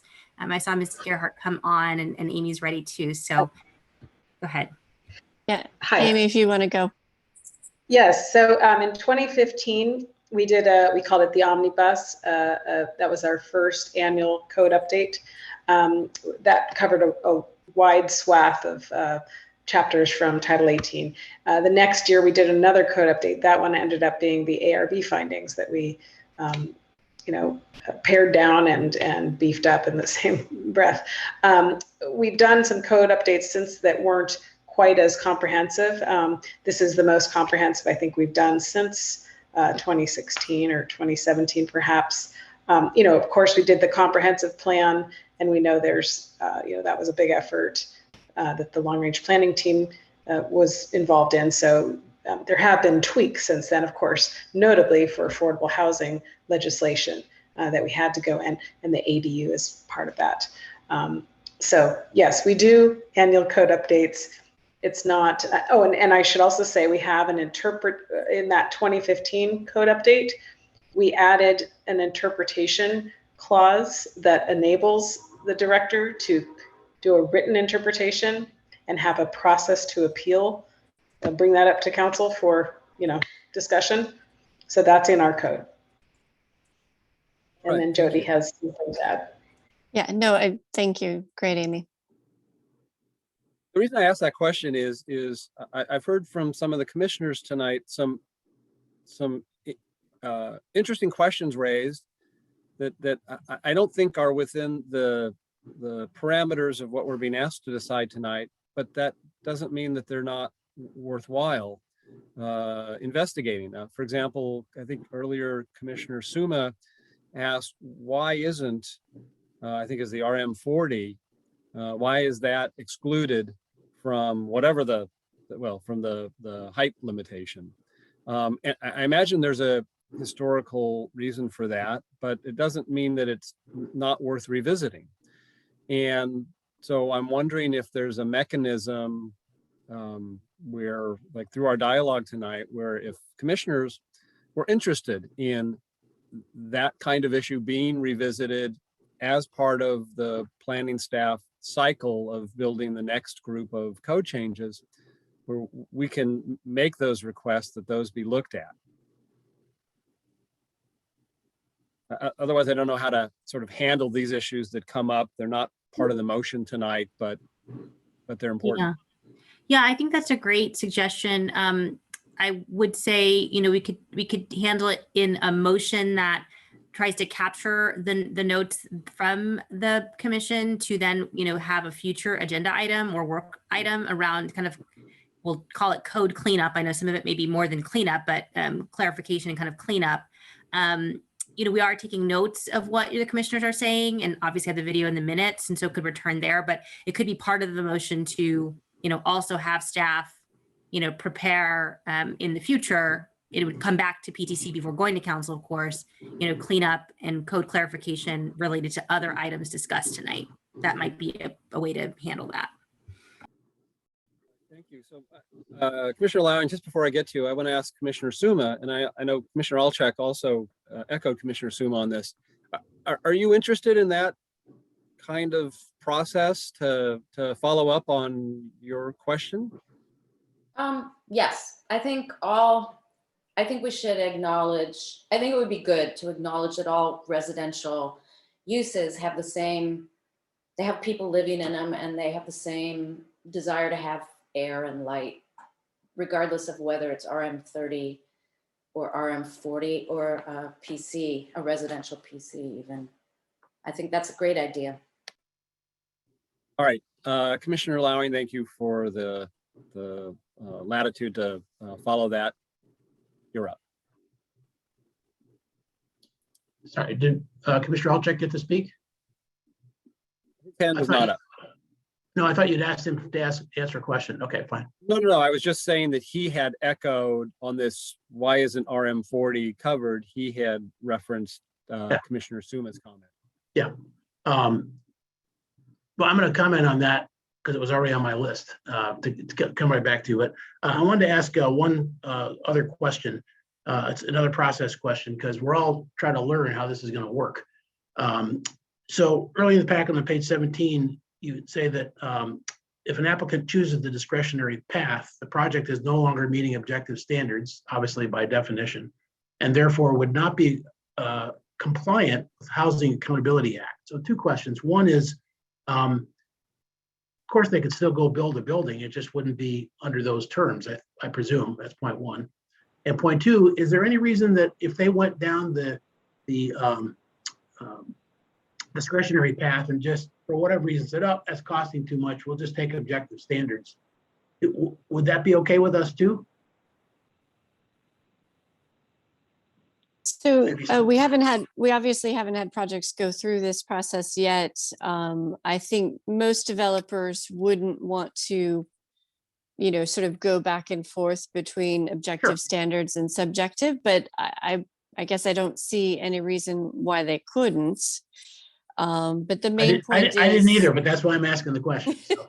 Yeah, the main point is, if you're going to go the objective standards route and have the one streamlined hearing, you need to meet all the objective standards. So if you miss one, then you go through our standard discretionary process that we do right now with the ARB. Yeah, okay, good. And then I hadn't commented yet on the PF and the extension of the HIP and the housing element for the other item. I would think that the PF could go along with the other item on both go to the housing element. You could gang them together. I mean, that housing element's going to be on top of us in a matter of months, so that's not pushing it out very much. So I would think you could bundle those together. With respect to the HIP, I think it's quite valid to try to expand that. That's working in a number of neighborhoods because it is easier to meet the standards there. So I'd go ahead and extend that. And then when we get to the two aspects of A and B, as I said before, in support of, I think Commissioner Alchek said it originally, is that I don't think we're here to object to what the ARB did with their skill set on design standards. Code's a little bit different. So I would suggest that we address those and even vote on them separately. And let me throw an idea out for the second one. As I see it, this is not supposed to go to council until August sometime, mid-August, and we're in mid-June. So what if we approved the A, but asked B, part A and part B, to come back with some new language on the 100 versus 50 and adding RM40 for the same treatment as 30s and 20s. So staff would do just a little bit of work on that, at which point we could see if you want to go with a light plane approach and you feel like that fixes it, then we finally have some data to support that for our residents. So we have real reasons that they haven't heard before. So those two items could come back to us in a matter of a couple of weeks or whenever you can have them ready. So that'd be a suggestion on how to manage this and address the real needs that have been brought to our attention by the public. Thank you. Mr. Alchek.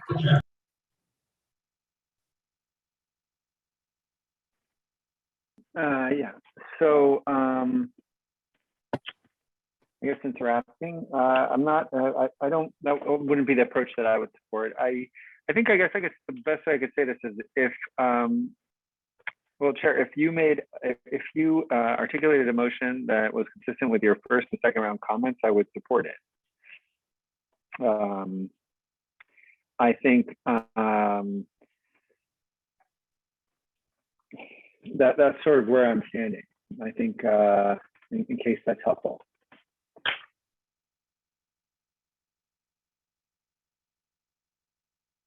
Commissioners?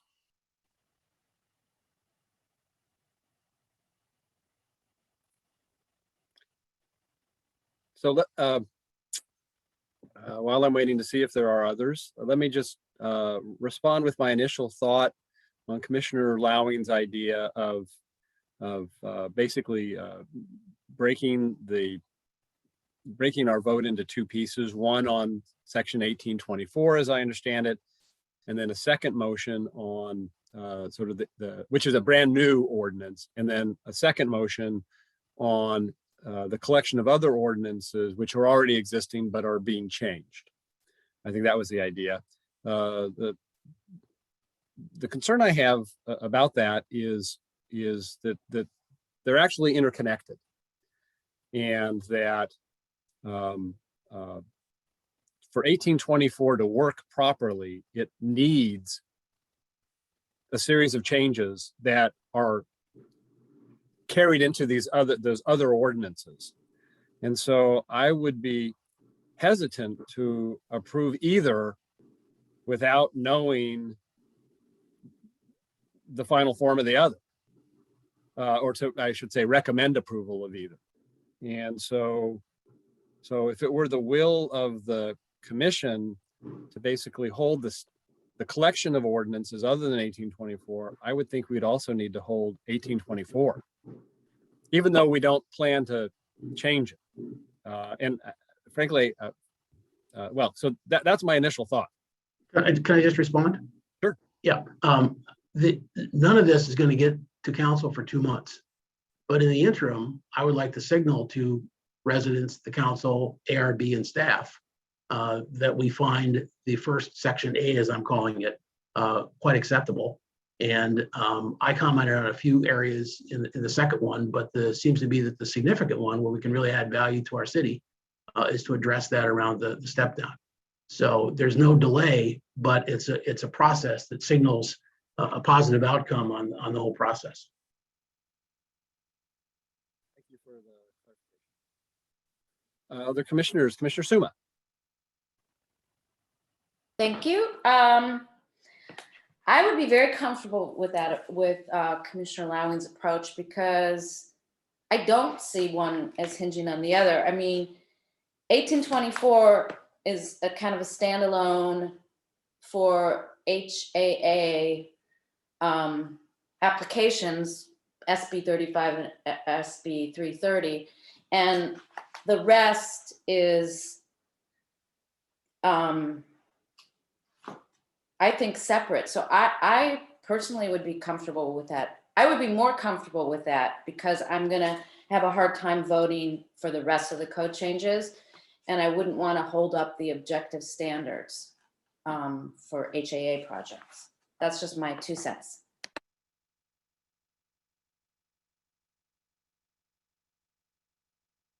Templeton. Thank you, Chair. You were asking just about the temperature on which direction we could go. I don't feel the need to delay or revert back. We have a lot of information that's been presented to us and very thoroughly vetted and researched. Thank you. Rupavar. Yeah, I was gonna, Commissioner Thompson took the words out of my mouth. I would agree with that. And I would also, could you repeat the two, because I recall when you said it, I was in agreement with what the 2 points you had raised. Can you repeat them again? Just so we kind of have that on the table. It was the Sure. PF zone, which should have objective standards, which I agreed with, because otherwise we're gonna be left with nothing. Right. So the issue there is, should the objective standards that are contained in 1824 apply to the PF zones? That was the first issue. And the second was, should we expand the HIP to include Overlay, the PTOD overlay to, but you had made two, you had suggested 2 things. Remember when you commented, you said, here's what I would suggest. What were your 2 suggestions? I have vague notes on them. I thought those were them. They were One- to include, yeah, sorry, go ahead. Yeah, I thought I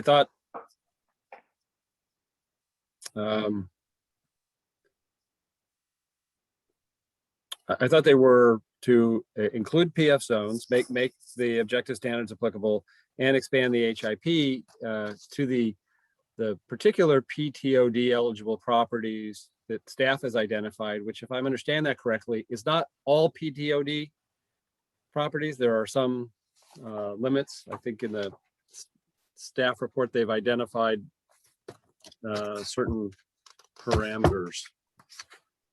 Let's see if I can find that quickly. Jean, did you want to show the map that had the image of the map? I think that's what you're referring to, Chair I Heckman. think it's attachment C, right? Or Yes, I'll bring it up. yeah, I have the map, but if you want to throw it up.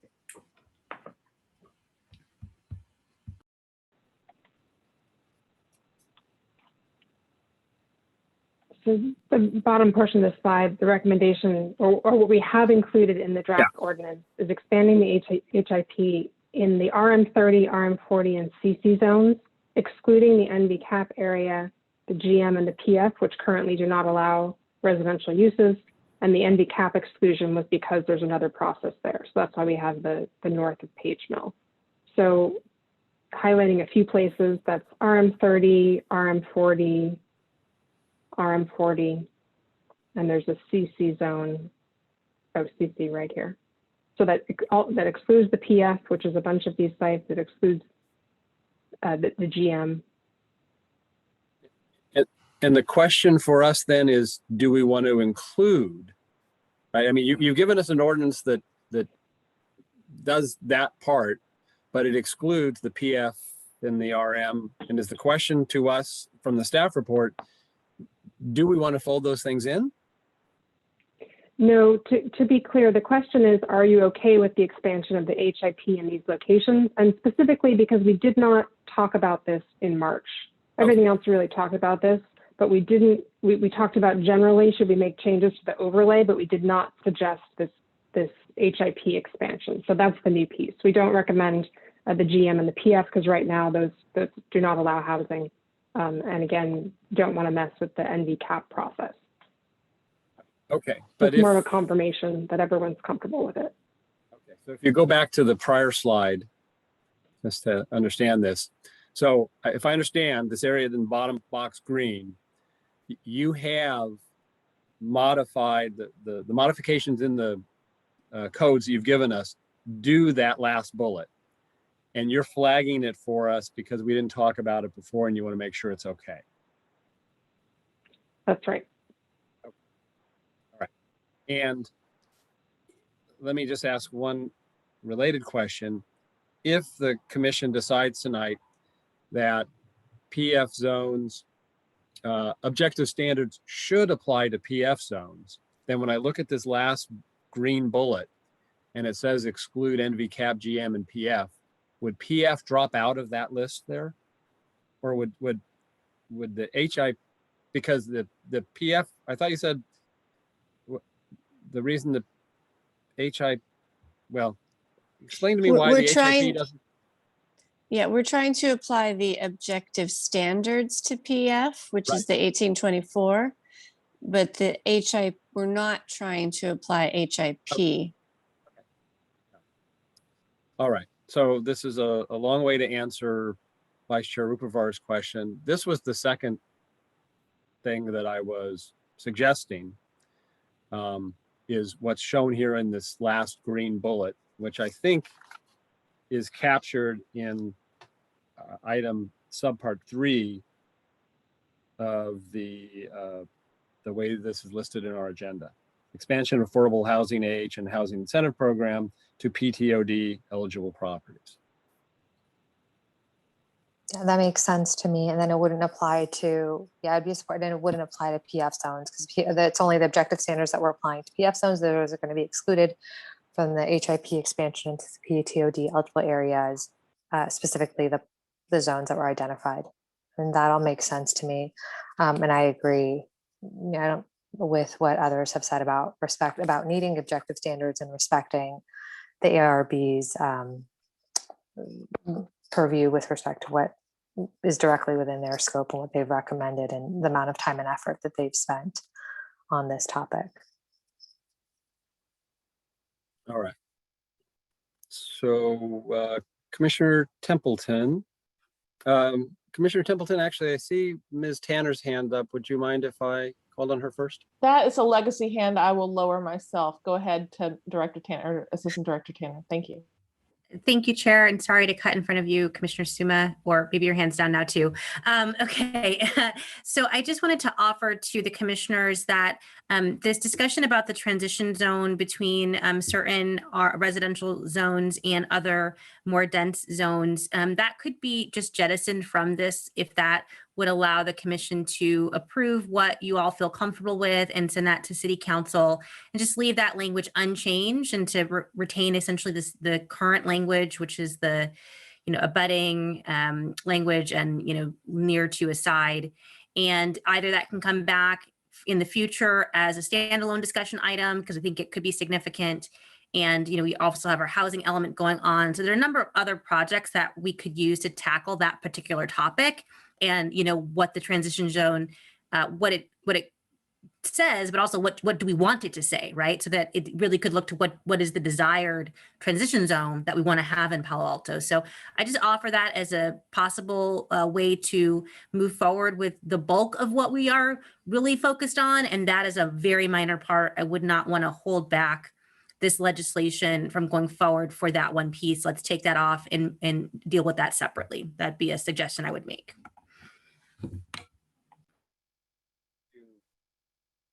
Tanner. Commissioner Templeton, did you want to, you had your hand up and then you yielded. No, I don't need to speak. Thank you. Okay, all right. Commissioner, Vice Chair Rupavar. Did you, I don't know, Chair Hackman, if you had anything further to say, but I was going to make a motion along the lines of where I see consistency and then what Assistant Director Tanner said, but I'm going to make it along the lines of what you recommended. So if you want to go ahead and do it or have comments, then feel free. You should go first. Well, I don't want to make a motion, but I did have just a couple of quick comments before a motion is made. First, because I haven't talked about the allowing multifamily in the PF zone as part of the housing element update.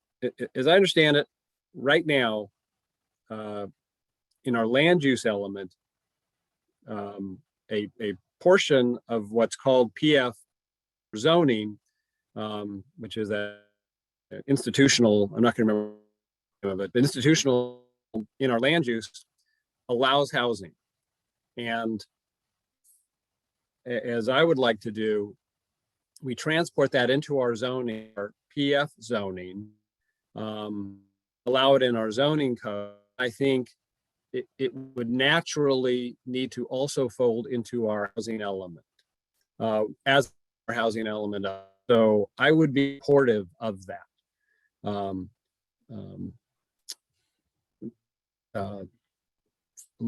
Looking at in the housing element update process, which Commissioner Lowing is deeply active in, to fold that concept in. So I wanted to make that note. And then I guess regarding Ms. Tanner's suggestion, I think I could go either way on that. I guess my feeling was,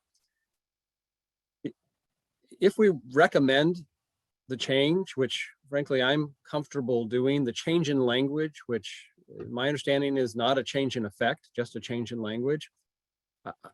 I think that the issue gets presented to the City Council now, and let them wrestle with it. And if they think that it should be 50 feet, they will support that recommendation. If they think it should be 150 feet, they should change that recommendation.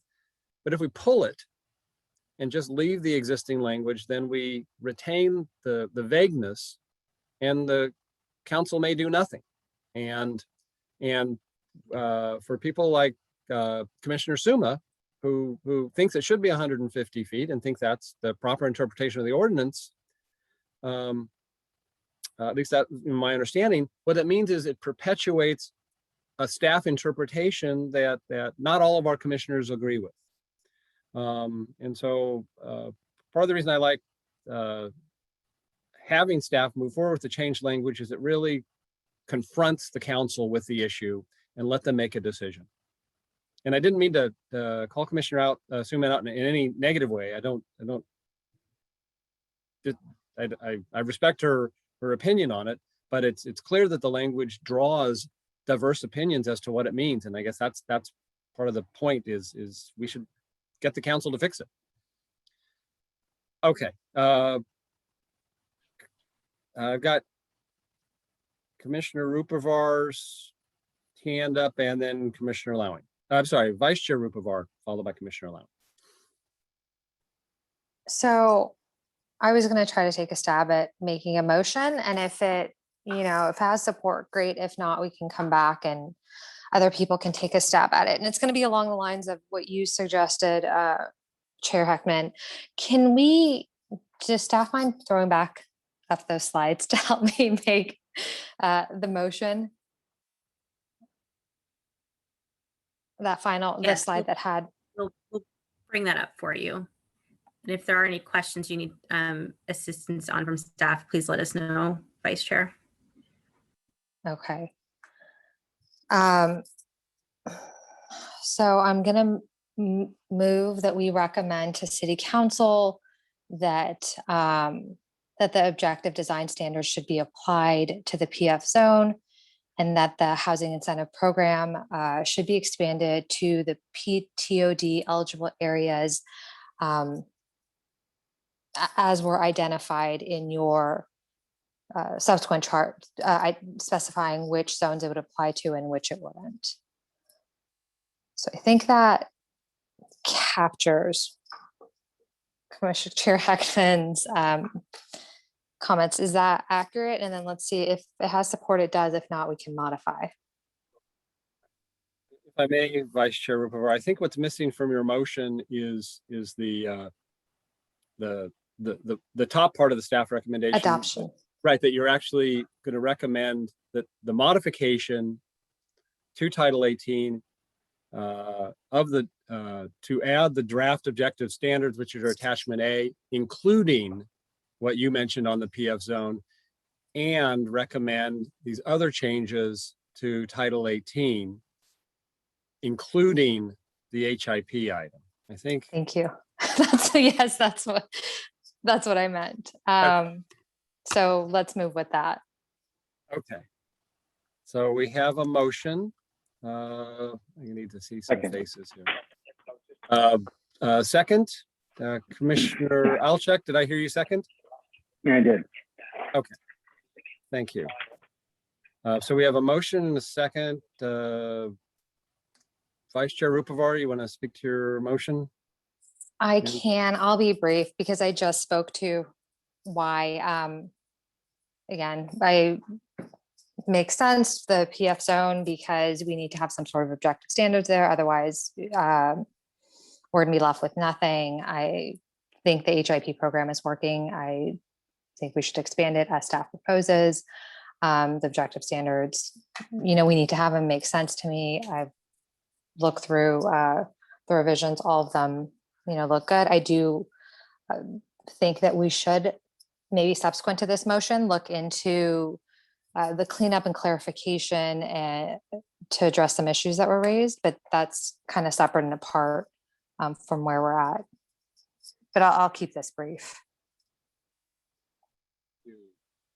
Commissioner Alchek, you want to speak to your second? Sure.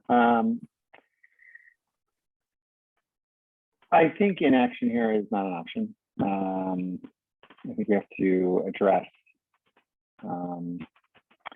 this, and I think that, like I said earlier, I was astonished at the degree of the depth in the ARB, and I would suggest that, look, I said this before, perfect is the enemy of good here. I think we need to see this put in motion, and then we need to course correct if we feel like we do.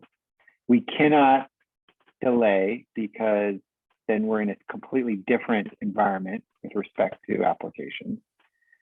And to sort of respond to this idea that we've got 2 months, look, I don't think we would create a unanimous consent on this topic if we had 8 months. And I think one of the things I like the most that came out of the discussion was the idea that between now and that August date, staff might have a webinar that provides a greater exposure of how these changes will be implemented if the recommendation is accepted. And that to me would be a better use of time than us having a meeting on this, at the next month in July. Since I assume that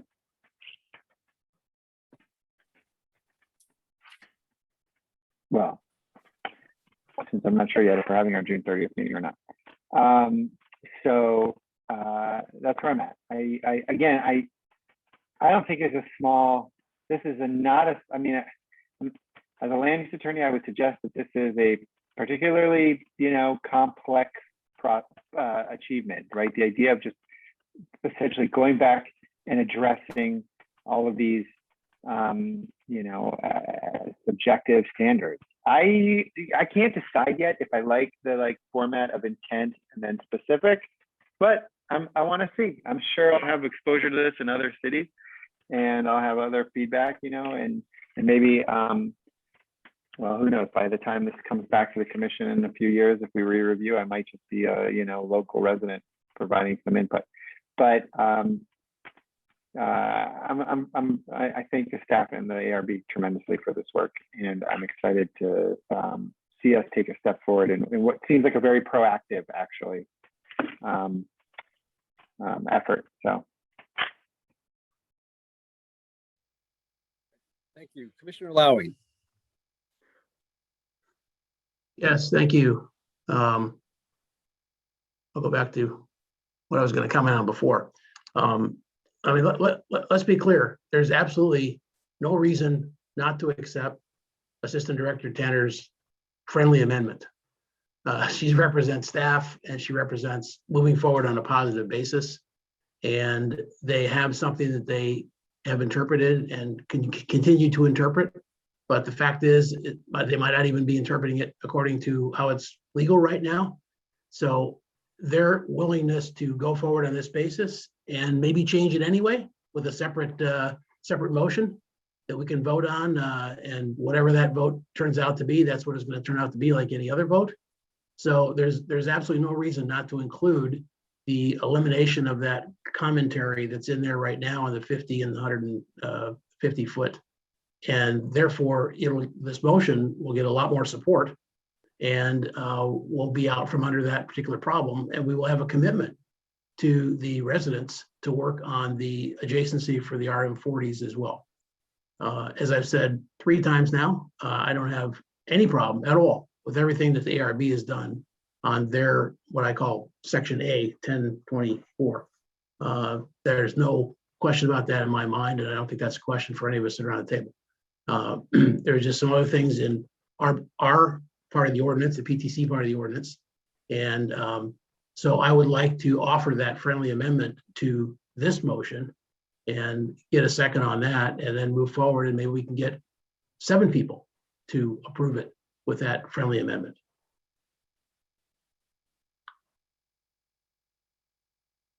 It would be 6 tonight, but your point is well taken. Pardon me? It would be 6 tonight since Commissioner Chang isn't here, but your point is well taken. Sorry. Okay. So the motion I'm making is the language that Ms. Tanner used. So you have proposed a friendly amendment. I guess at this point, I should ask the maker of the motion if they want to accept the friendly amendment.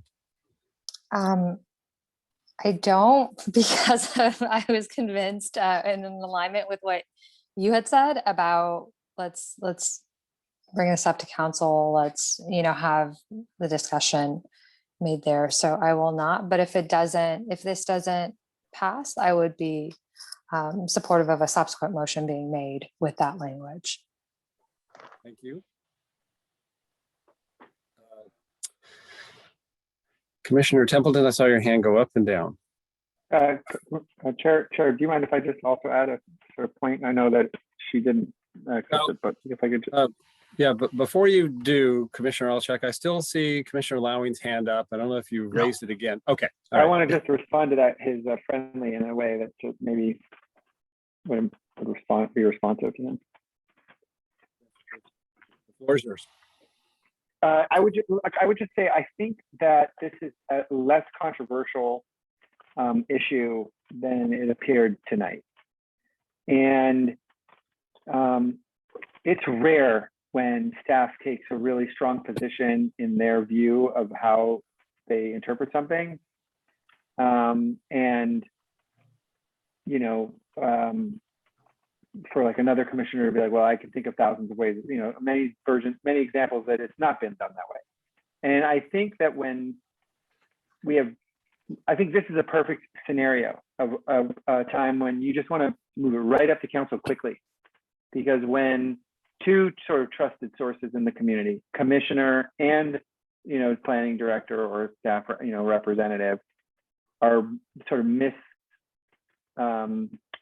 are not aligned on the same topic, I feel like we shouldn't leave too much time before there's an opportunity to address it. And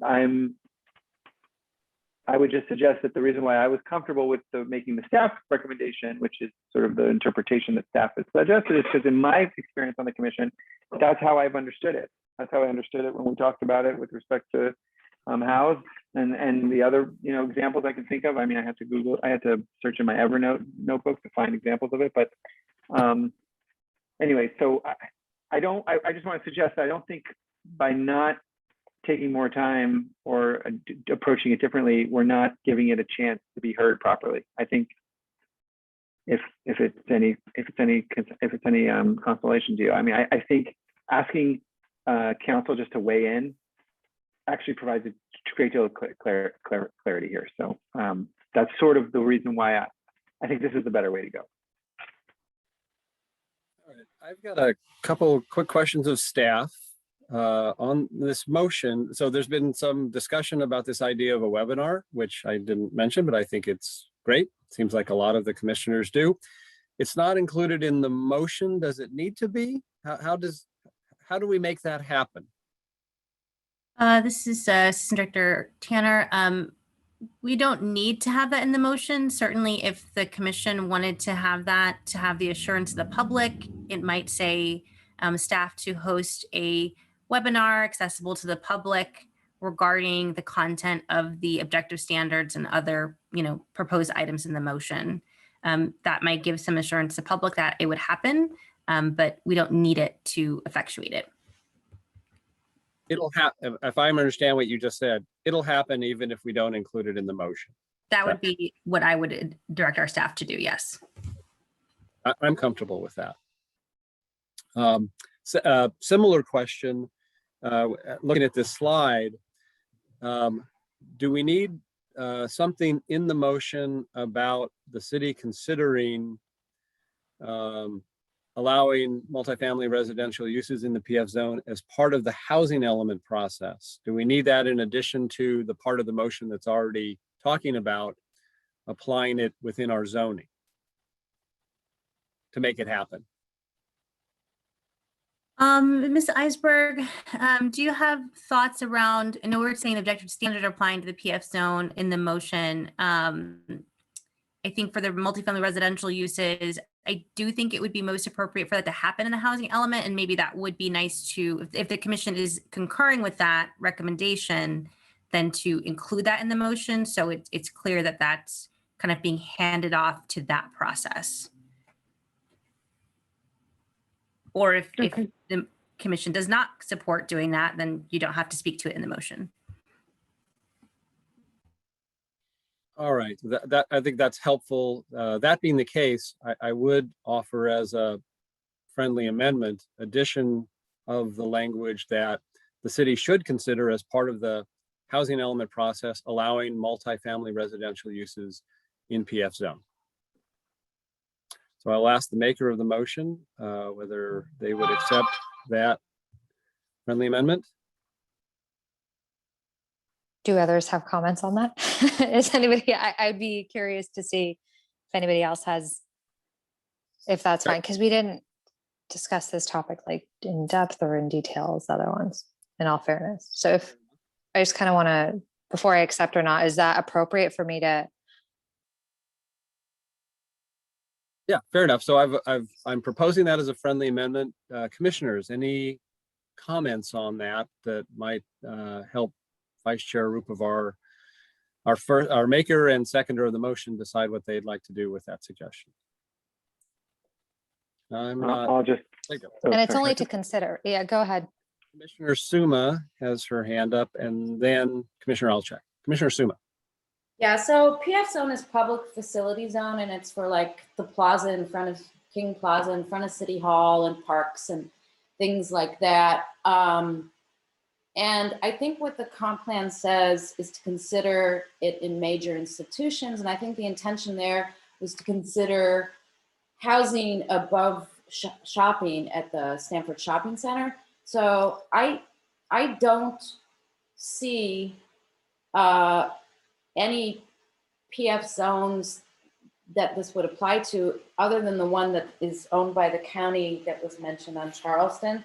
So I don't favor this, because I think it looks like we're trying to put basically housing in our public plazas and parks where we really don't want it. So I would be careful about it. I think PF zone is different than the land use in special institutions. Commissioner Olchek. Okay, so I guess first question is staff. Is the Windy Hill project a PF zone?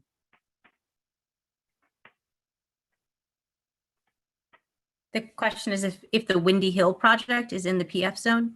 Are you talking about the VTA lot? I am. Yeah, that was a PF zone. That was.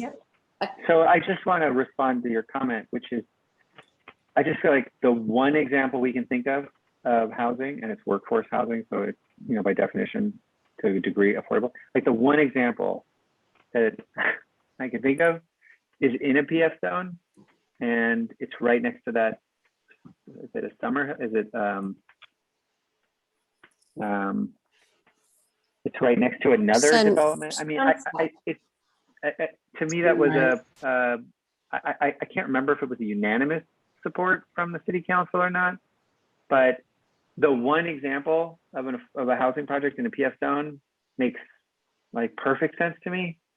And so, while I think that there's some probably specific PF zoned lots that are not suitable, I think the way you get there, that the idea of appreciating which PF zoned lots are suitable, and then maybe creating a distinction and a way to evaluate them, is to incorporate that dialogue into the housing element process. So I have no objection to the friendly amendment. I'm recommending that the housing element process include an exploration of the utilization of PF zones, because I assume that the process would involve some discussion, debate, and evaluation that would help the community appreciate what made the VTA lot a great candidate for workforce housing, and why such and such park or plaza would not be a good candidate, and how we can tailor our code to incentivize one over the other, if you will. So to me, what I think Commissioner Heckman is asking is not to, it's not the city should include the PF zone as a zone where housing can be a part of in the housing element. It's to consider whether PF zones are an appropriate zone in the housing element process, which even if we didn't make this recommendation, staff should do that, because everything is up for grabs right now in the housing element process. We should be evaluating every zone to determine whether it's suitable for housing and affordable housing development. So yes, I would accept this friendly amendment. And two, I don't think that it's particularly problematic, regardless of how you feel about PF zones.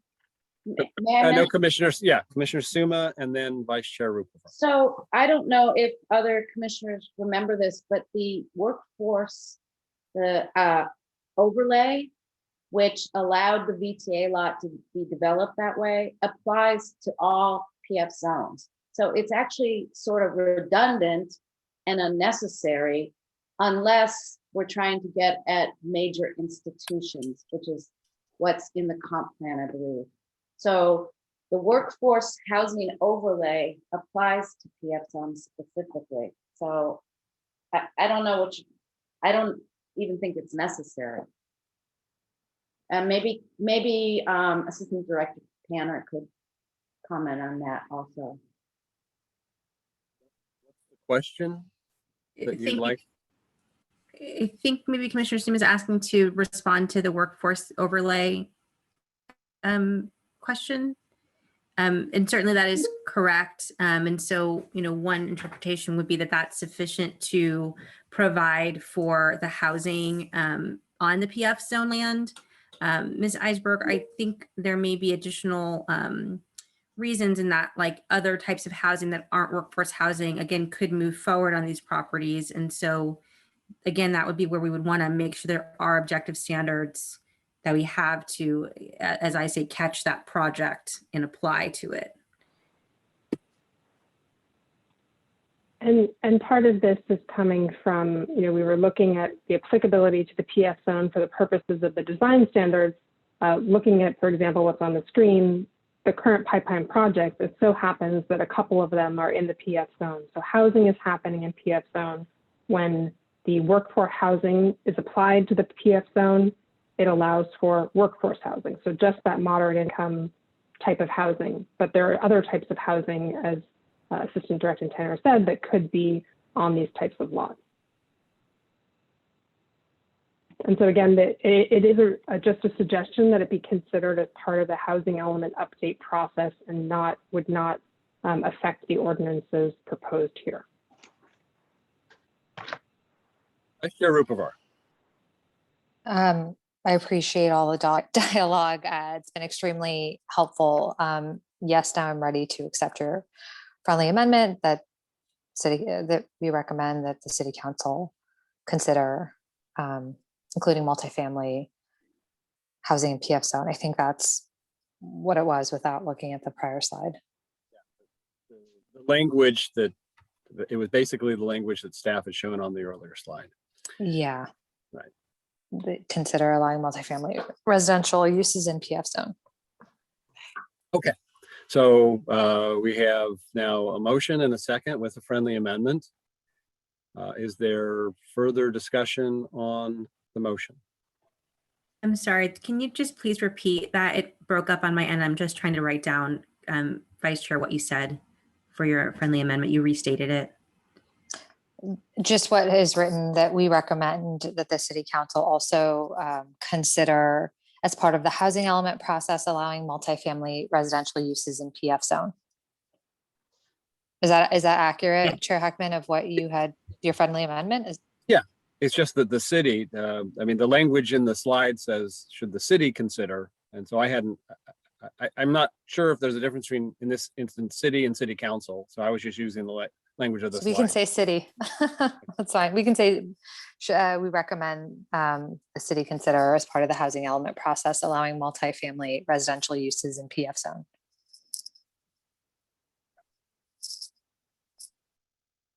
Thank you. Right. Mr. Nguyen, will you conduct a roll call vote, please? Yes. Commissioner Olczak? Aye. Chair Heckman? Aye. Commissioner Lowing? Abstain? Vice Chair Rupavar? Aye. Commissioner Suma? No. Commissioner Templeton?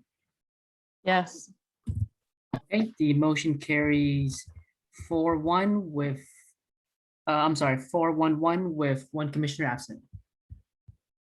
All right, I'm going to ask Commissioner Suma to first, if she wants to speak to her no vote, and then I will ask Commissioner Lowing next if he wants to speak to his abstention. Commissioner Suma. Thank you. Yeah, there's just too much in here that we didn't really for me that I wasn't comfortable with and that we didn't even discuss fully, I would have, there are more items really to bring up, but no, I just don't support all of these changes, and we didn't even get to some of the ones I was talking about. So just, I mean, I think you guys all, I think everybody heard my concerns, and there are even more. So that's about it. I wish we had split it. It would have maybe been a more successful for me. So thank you very much. Mr. Lowy. Yes, thanks. As I've said now 4 times, I completely support 1824 that ARB worked so hard on. I fully support that our city should support the law of objective standards, and there's good progress there. But I provided 2 options with the strong assist from staff to separate this issue of height and transition completely out of the first motion here. It doesn't need to be an motion on objective standards, or frankly, even on the agenda for objective standards. So I want to signal my support for the former and my disappointment that we couldn't find a structure to deal with the second one. And we are going to deal with it, as is council. So I hope we deal with it before they get it.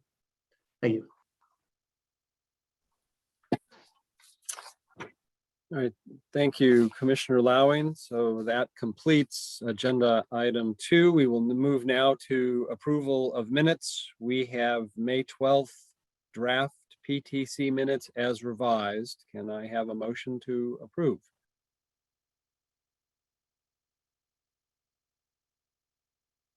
So moved.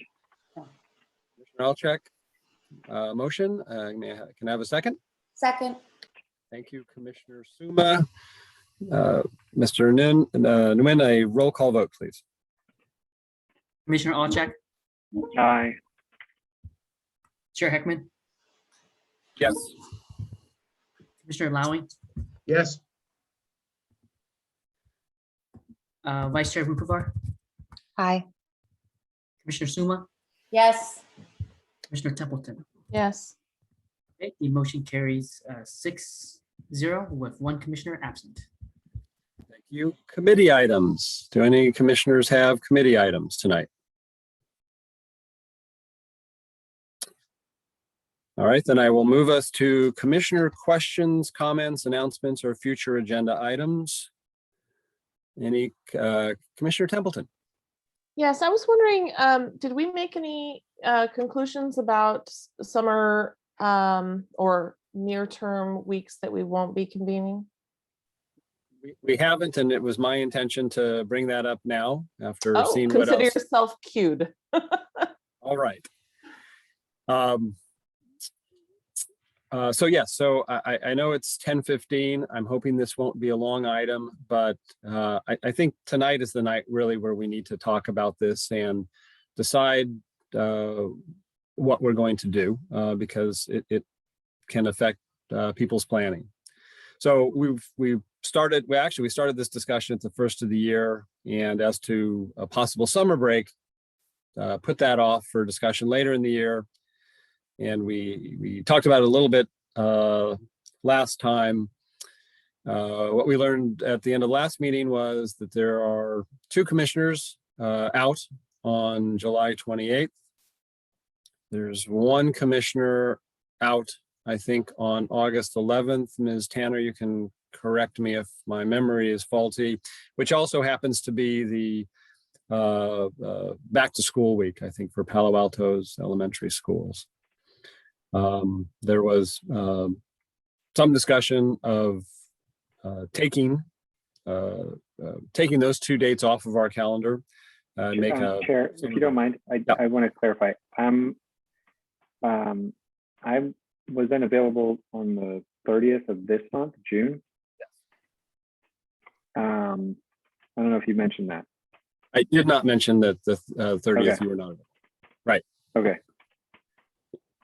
Did I get the other ones right? The 28th and 11th of August, July 28th and 11th of August? I had in my The notes last the time. 28th, I'm also not available. And, yeah,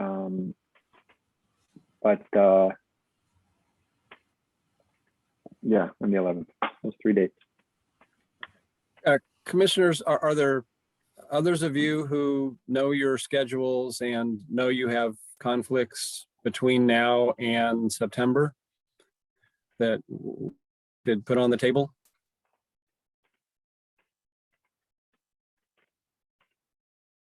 No. Okay. Oh, Vice Chair Rupavar? I don't know the exact dates yet, but sometime like in August, I will be out. Either early August, late July, sometime in that time frame I'm planning on taking off. Commissioner Templeton. What about the 30th? I don't have specific dates, but I just want to say I would welcome a break. It's been a long year and a half. So. Commissioner Olczak, you said something, but maybe it wasn't to us. I thought I wasn't the only one unavailable on the 30th, but maybe I'm wrong. I don't have any other absences recorded for the 30th, but I think maybe it was that Commissioner Chang's gone today and then you're out on the next meeting. That may be what you're thinking about. Okay.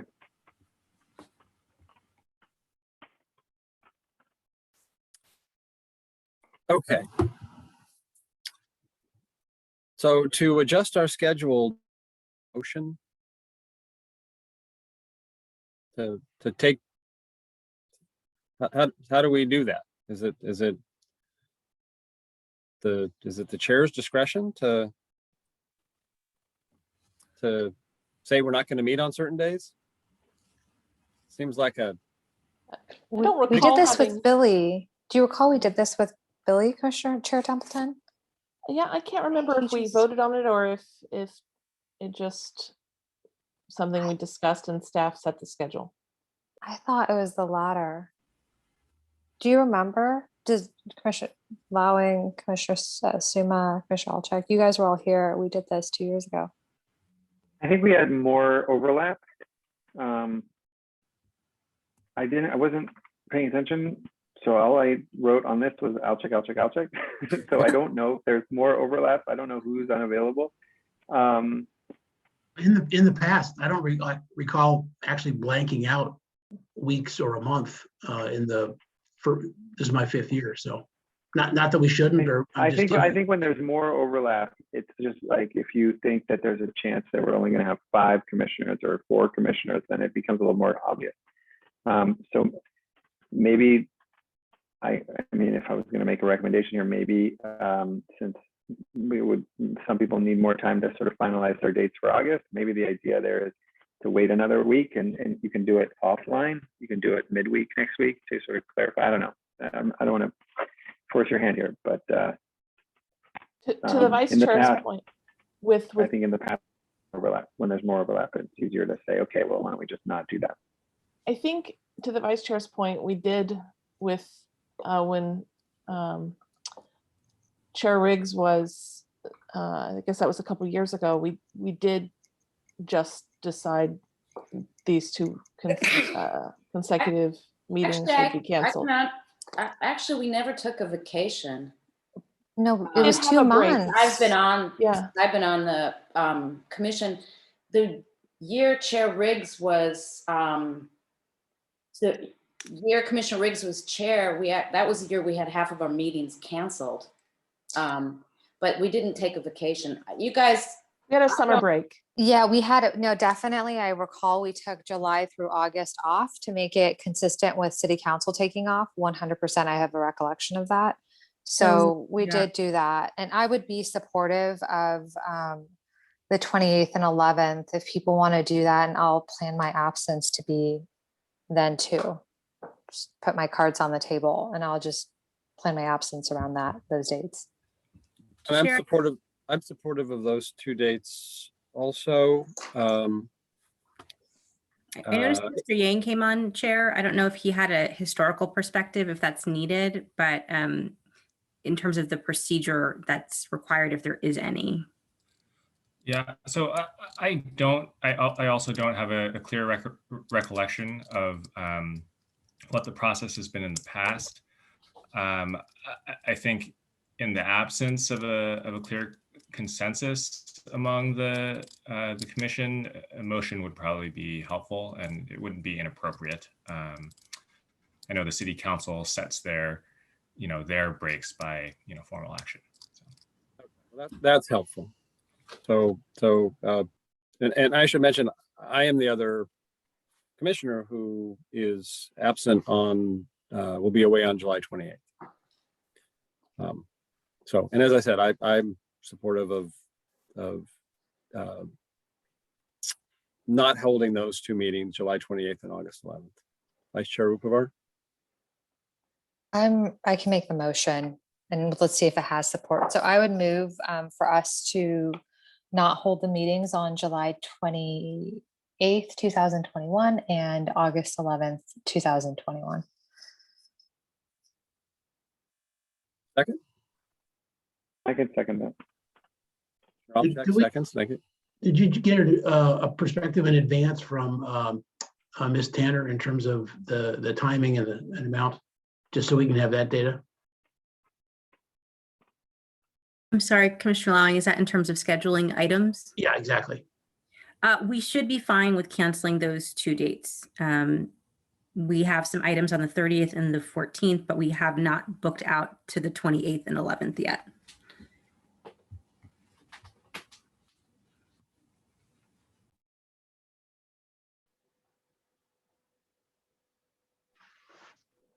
That answer your question, Commissioner Lowing? Yeah. Okay. Any other commission discussion? Commissioner Templeton? I'm happy to support a motion on it. I don't know that we need a motion if we're going to have half of us gone those 2 weeks anyway. It sounds like we already have 3 people absent on the 28th and 2.5 at least on the 11th. So because I'm not sure, given with the school situation, what my commitments will allow. So I think it makes a lot of sense to that we're talking about it ahead and planning ahead that those meetings could be canceled. So. Thank you. I don't see any more hands, so I'm going to ask Mr. Nguyen to conduct a roll call vote, please. Commissioner Olchek?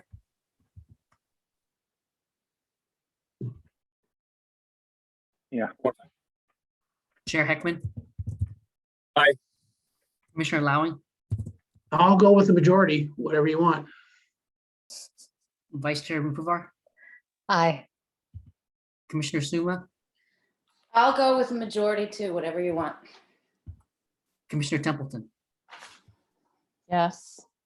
Okay, the motion carries 6-0 with 1 commissioner absent.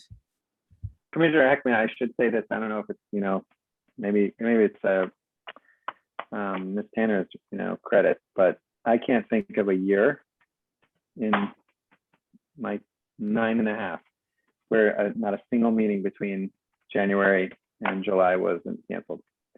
So we've had a pretty full calendar, and whoever's responsible for that efficiency is due credit.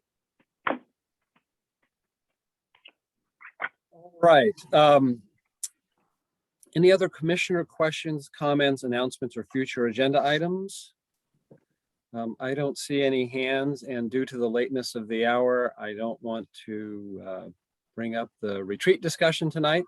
Hopefully we'll find some night where it's early enough where we can reasonably have a conversation about that. Commissioner Lowing, I see your hand. I just wanted to ask if we have some perspective on what's happening on the 30th, or is it just the ADU code changes? Thank you, Commissioner Lowing. Yes, we will be discussing the ADU code changes, which will be a continuation of the affordability discussion that we started, I guess it was last time we're together. So with that time, we hope we should be able to wrap that item within the meeting time. Okay, so it's just one item and basically the same staff report? Yes, I think we may add some additional information. I'm forgetting now, there was a question about something that we got some more information on. So we may add a little bit of information, but nothing that would be very substantive. It might be some of the charts and things that we prepared and sent to you all via email. I'm just providing those in this report so that it's easier for the public and for commissioners to just have it in one place. Okay. Ms. Tanner, And you'll be, is- I won't be in attendance, right? So staff knows that. So you'll be down one. Ms. Tanner, is there anything on the council's agenda between now and the end of the month that Vice Chair Rupavar and I need to be aware of as the liaisons this month? Yes, on Monday, this coming Monday, the 14th, it is the NBCAP item.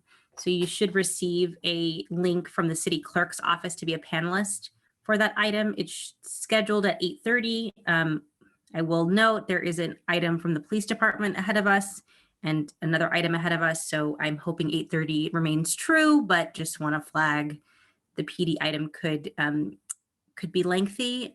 Just don't know. But that's the only item that came from the PTC to the council. So, Assistant Director Tanner, can you explain, you're going to, how this works procedurally? You're going to email me the item and I so attend the city council hearing and then Yeah, so the city council will be considering the NVCAP and the recommendation from the PTC to recommend alternative, what we're calling 3B. So it was the modification that the commission recommended.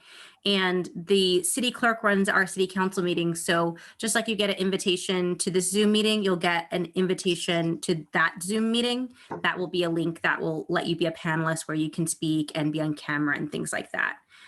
We can make sure that you all actually get the staff report just so you can see, since you all had a hand in that recommendation. And of course, Commissioner Suma actually on the working group. Thank you for your service. So we'll make sure you all have that to review, and certainly Commissioner or Vice Chair Rupavar to have that to refer to for Monday's meeting. okay, so Monday the 14th, 8:30 p.m. That's correct. I have that in my calendar and you'll send me an invite. As well as the staff report. And then do you mind sending me the prior meeting minutes as well? Yeah, we can definitely do that. Great. They don't usually send that participant invite out, I don't think, until the day of I've the never meeting. gotten it. Yeah, it's like it's not the last minute, but it is the day of that it comes. Yeah. Okay. If all else fails, we will send you, in the agenda is the just general public login, and we can see you there and promote you. So okay, for anybody, if all else fails, just log in and we'll get you into the panelist portion.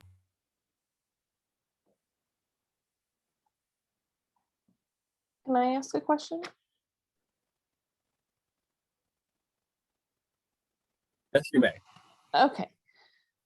Just going back to our schedule. So for 6:30 and 7:14, are we pretty sure those are going to continue to be virtual meetings? I'm going to say yes. Okay. I definitely 6:30 and 7:14. I would, yeah. I think we're not going to be in part because, again, we're going to look to council's leadership on the process for being in the chamber. And they're not going to be meeting in person at least until August would be the soonest. Okay. So the next two meetings would be most likely virtual meetings. The next two after that are canceled. And then the one in August we should plan is probably going to start in person. Unless something changes. As a contingency that it may be 50-50. But if you want to err on the side of, being available in town and commuting and all that, I would plan on that. But I will get more information as soon as I can around when we're going to start our in-person anything, community meetings, council meetings, etc. So yeah, I think it's good to kind of give ourselves a gradual ramp back up and setting our expectations. It's been a long time since we've been in person. So for us and for the public, we should figure out when that's going to be. And it sounds like, council will be working with staff on that. But if we have a tentative plan, I think that kind of helps us mentally prepare. Thanks. All right, commissioners, anything further? If not, I adjourn this meeting. Thank you all.